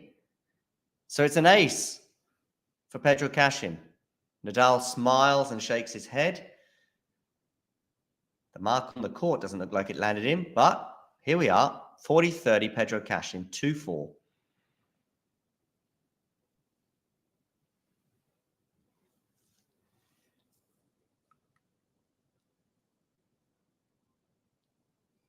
First serve into the net.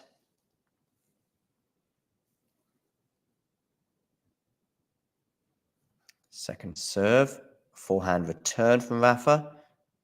Now on the forehand again from Rafa. Backhand slice. Backhand to forehand. He's in trouble here though, Rafa. He does well to defend that one. Now it's on the backhand of Rafa Nadal. Backhand slice from Nadal. Good shot there though. Is it gone? No, it hasn't. Landed in. And Rafa nets and it's 4-3. It's 4-3.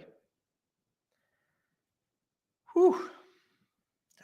Now really we are going to find out exactly how good Rafa Nadal's energy levels are. Can he just get this over the line at 4-3? A reminder that Iga Swiatek won in straight sets earlier on today. I think she lost just one game in her match with Sorribes Tormo. And she'll play Beatrice Haddad-Maia, I think, in the quarterfinal. Yes, indeed.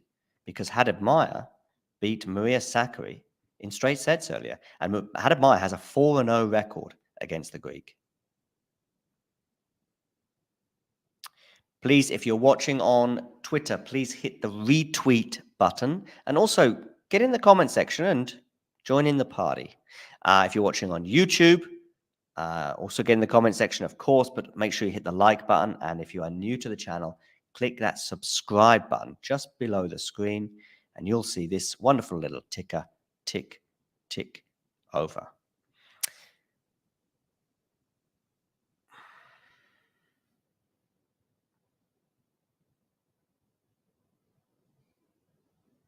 So that is Swiatek and Haddad-Maia into the quarterfinals.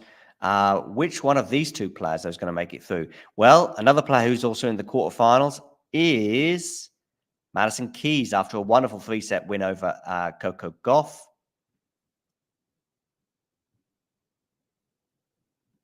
And do get voting. There's not much left in this match potentially, so do get voting in our poll as to where you think Rafa Nadal is getting in this tournament. Don't forget, the winner of this match will be playing Jiří Lehecka in the next round, because Lehecka won earlier on today in straight sets over Montero. Okay, 4-3. Cachin, is he going to... is Cachin going to challenge this serve? If not, it's 15-love.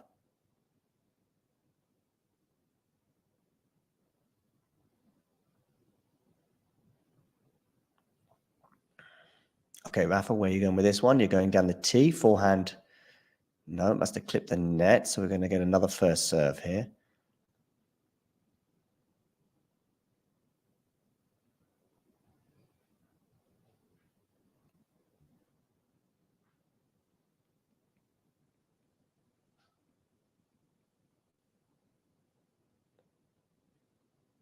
Okay, Nadal goes down the tee. Forehand return from Cachin. Now into the forehand of Rafa. Backhand from Cachin goes cross court. Forehand from Cachin. Some good depth here from Pedro. Rafa dealing with it for now. Rafa goes loopy with that backhand. And he goes long with the next backhand, and we're at 15 all.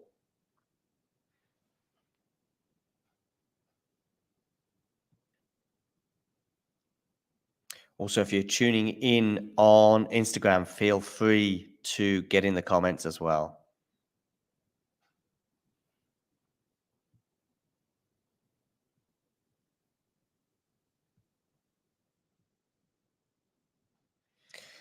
So 15 all. I do think he's just a little bit jaded right now. Almost 3 hours on the clock. It's going to be another first serve.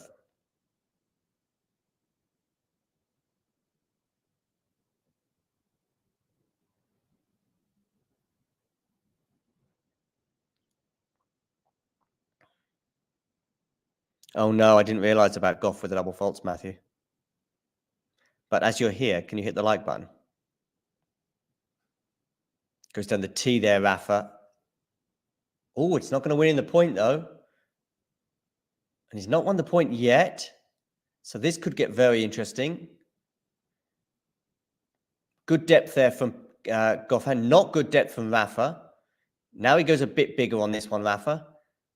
But these lengthy rallies are not going to be helping him at all.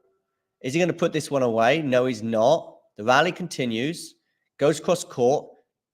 Oh, I thought that was just going to creep over the net, but it didn't. So it's 30-15. And now Rafa does look like he's blowing a bit as his son claps.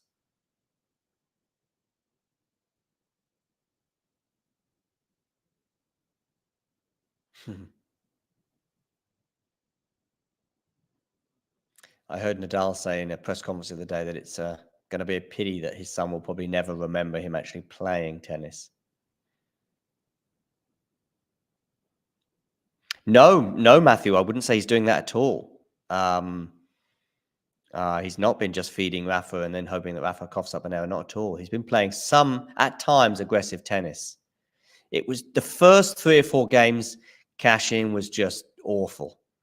You know, from neutral positions, very soft moments, and then just suddenly inexplicably going long. The other moment for Cachin was at the end of the second set when he was trying to serve it out on 2 separate occasions and kind of had a mini choke trying to serve out that set. But he recovered from another blow in the tiebreak. And in fact, he's overcome a few mental challenges today. But I wouldn't say he's been just putting it back, waiting for Rafa to make a mistake. He's been getting some pretty good depth on his shots. So no lacking in bravery in that respect. If anything, right now, it's Rafa who's probably just hoping for a mistake. And he's got one there. To be fair, that was a forced error, and Rafa's held for 5-3. So he is 1 game away from a spot in the last 16. Of course, the women are 1 round ahead. For those of you getting confused, keep up at the back. But Cachin is now going to serve to stay in the match at 3-5. Remember, before this tournament, Pedro Cachin was on a 15-match losing streak. Yeah, I mean, maybe if you just looked at those points there, Matthew, fine. But no, I guess you only just started watching now because of the epic between Goff and Madison Keys, which sounds like there's a few storylines. I mean, I've only been watching the score from that one, but I saw that obviously Goff was up a break in the third, but unable to hold on. So Cachin to serve, backhand return. Now Rafa's being made to move around, loops up that forehand. Now Rafa has a chance to attack. Doesn't quite take it though. They're exchanging cross-court shots right now. Of course, the lefty go. Oh, what a cross-court angle that was from Rafael Nadal. Love 15. Cheers, Ghosty. Lady Ghost. Ghosty. That's what she said.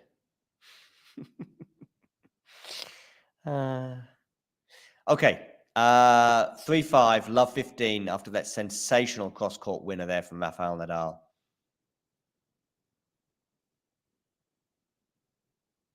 First serve into the net.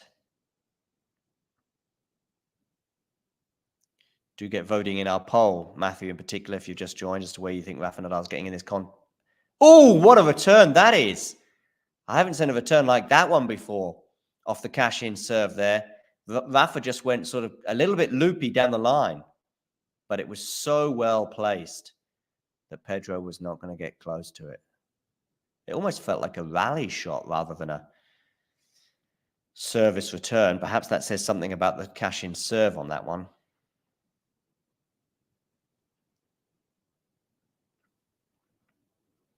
Okay, love 30. 2 points away from the match here, Rafa. Oh, that's going to be a shank, and it's not going to land in.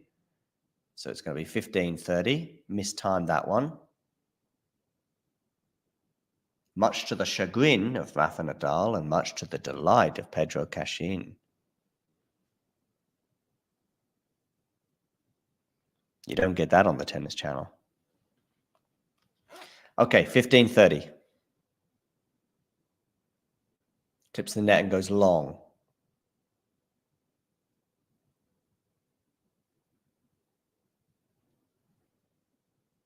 Forehand turn. Backhand of Cachin. Forehand, Rafa went big, but he went wide, and it's 30 all. He saw a chance. It was a chance, to be fair, but he didn't execute it, unlike so many other times in his career. So 30 all, points played on serve. That probably tells you something, and my camera has disappeared again. Sometimes if I do this, it might help.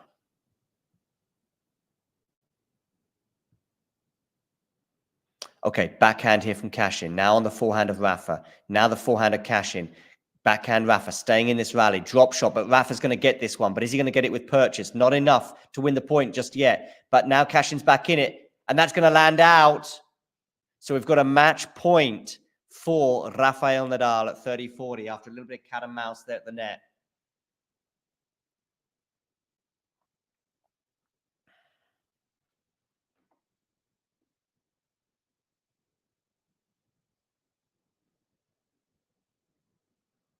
Oh, camera's gone again.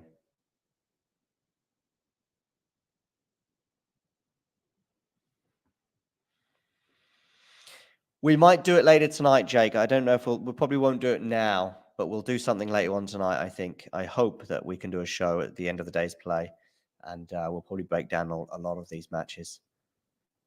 Okay, Cachin here serving at 30-40. Match point, Rafa Nadal. Ooh, I think that just clipped the net. Or did it go wide?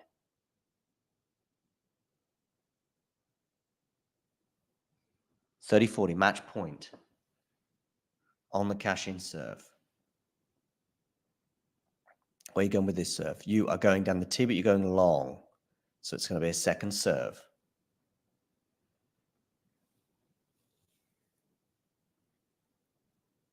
Forehand return here for Rafa. Backhand from Cachin. I think we're just going to see Cachin try and stay solid on this one. I could be wrong. That was good depth there from Pedro. Now on the Rafa backhand. Now on the Pedro forehand. Low net clearance there from Pedro. Now on the Rafa backhand from the forehand. Has that gone long? It has. It has. And Rafael Nadal gets over the line. 6-3 in the third set. He does it to the delight of the Spanish crowd.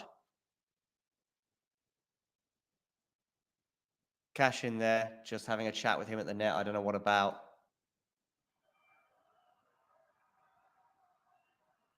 But it looks very cordial.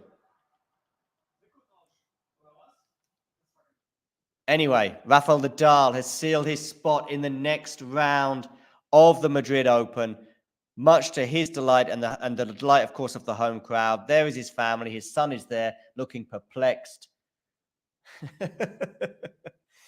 But anyway, Nadal seals it 6-3 in the third, and things look really, really different at 6-1. I mean, basically, Nadal, a nice little warm hug there.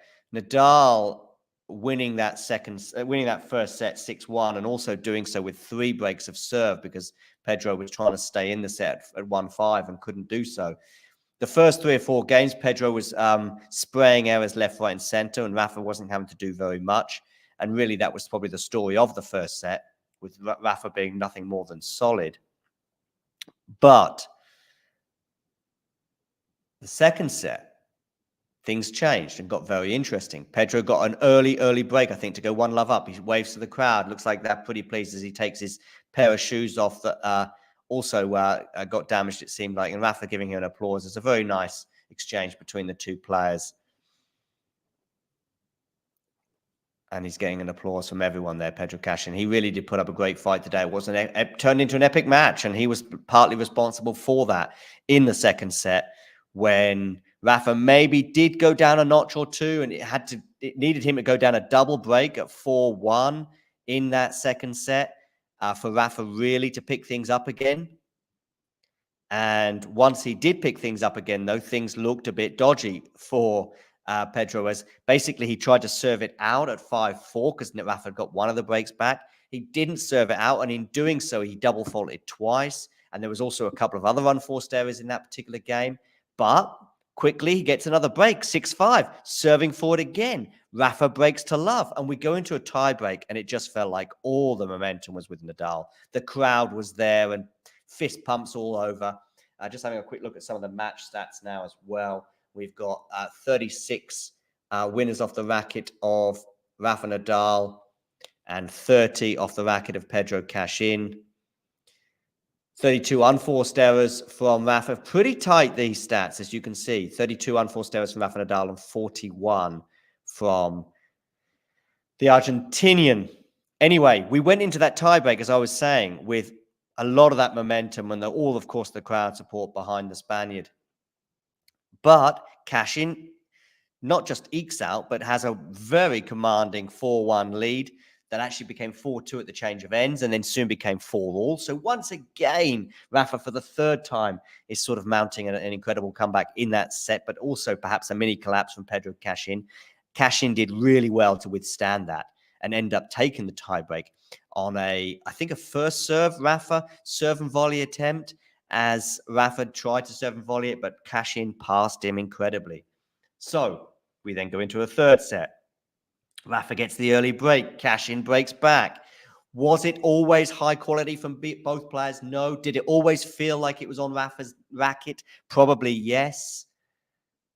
But Cachin put up a great fight to make that third set still very competitive again. Rafa then ekes out another break advantage.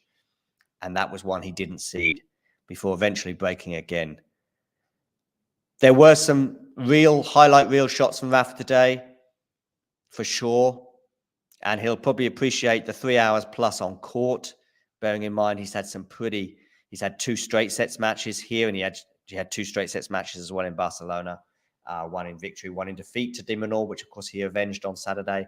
And now Rafael Nadal will play Jiří Lehecka in the next round because Lehecka beat Montero in straight sets earlier on today. Let's see if there's anything fascinating on Twitter to share with you all before we bring this to a close. Here's a tweet from Damien.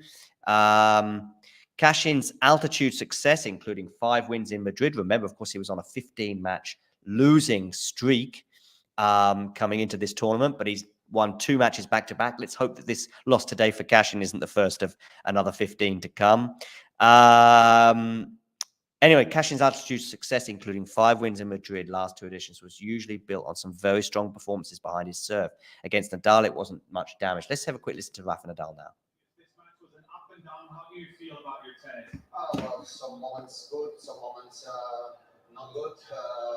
I find a way to be through. I think in the third set, even with some mistakes, I was able to be a little bit more unpredictable, and that probably changed the match.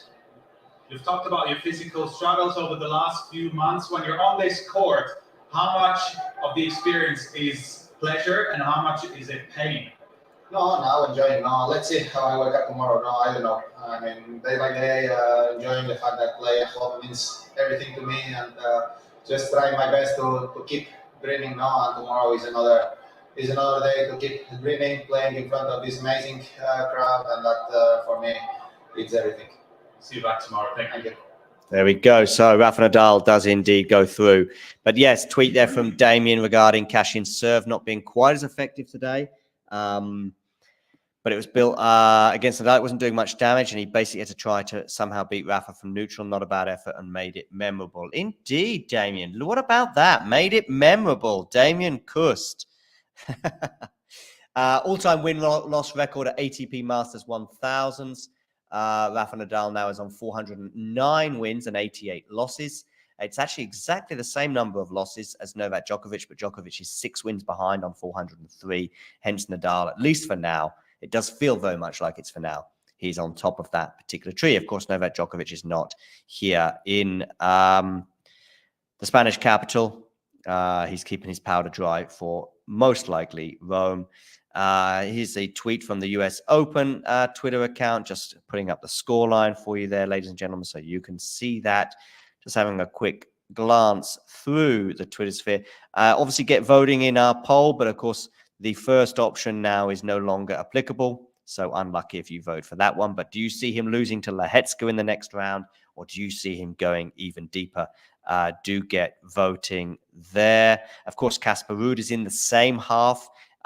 He potentially would lie in wait, perhaps in the semi-final, I think, for Rafa Nadal. But you might think that that will be Jannik Sinner, because I think Casper Ruud and Jannik Sinner on a collision course for the quarterfinals, potentially. Casper Ruud beating Cam Norrie earlier.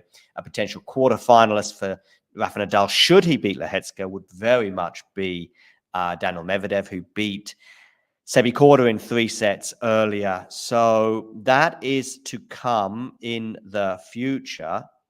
So make sure we keep an eye on that. Just going to see if there's anything else to share with you from the Twitter sphere. Here looks like an interesting tweet to me from Zain.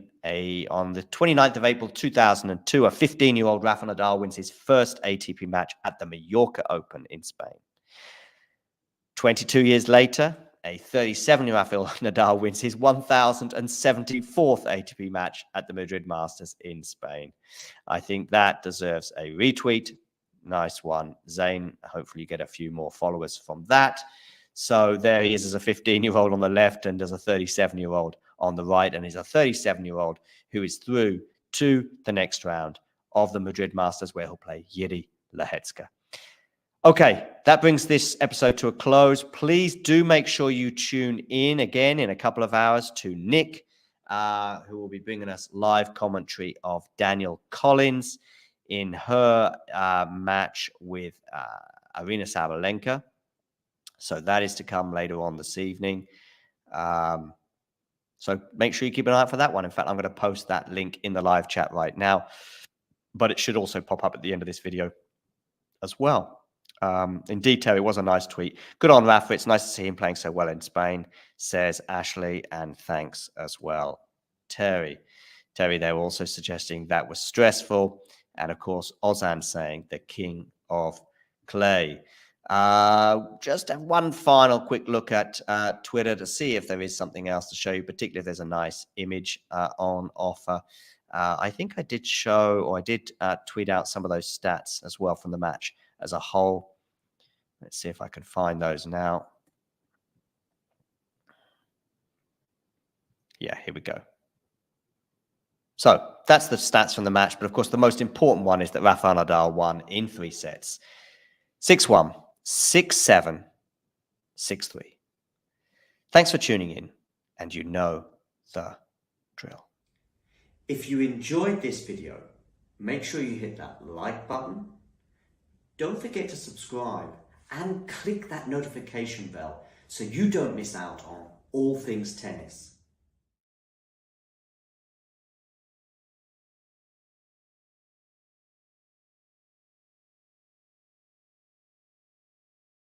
Something is better, something is worse. Of course, when Rafael arrived in the ATP Tour, he was really young. He was 16 years old, and of course, he was not well done in this moment. Then, during many years, he improved. When you watch the first Rafael Nadal in Roland Garros, is not the same than the Rafael Nadal in 2008 or in 2010. I think the best player was in this moment, 2008, 2010, because he was young, he has power, he has a good decision. Something is better, something is worse. Of course, when Rafael arrived in the ATP Tour, he was really young. He was 16 years old, and of course, he was not well done in this moment. Then, during many years, he improved. When you watch the first Rafael Nadal in Roland Garros, is not the same than the Rafael Nadal in 2008 or in 2010. I think the best player was in this moment, 2008, 2010, because he was young, he has power, he has a good decision. Something is better, something is worse. Of course, when Rafael arrived in the ATP Tour, he was really young. If there's one match from Rafa's story where you think that was a missed opportunity, there was a big chance. There have matches, 2 or 3 in Australian Open. No more. We lose the opportunity in Wimbledon against Djokovic in semi-final. 2018. Then we lose the opportunity, more important because that was semi-final. We lose the opportunity in Australian Open. In the Australian Open 2014, 2012 and 2017. Yeah. In 14 because he has an injury against Wawrinka that before he had never lose against him. Then with Djokovic and Federer, he had breakup in the 5th. Yeah. And 40-30 or 30-50. I don't remember well. It was a ball very close, goes up. But this is what happened. There was in Roland Garros 2009. Of course, I am sure that he won. He will win. He won this tournament when he has no problems in his knee, because at this moment he was the best. He won Australian Open, then he won the tournaments on clay, and he arrived with problems in Roland Garros. For this reason, in my opinion, he loses.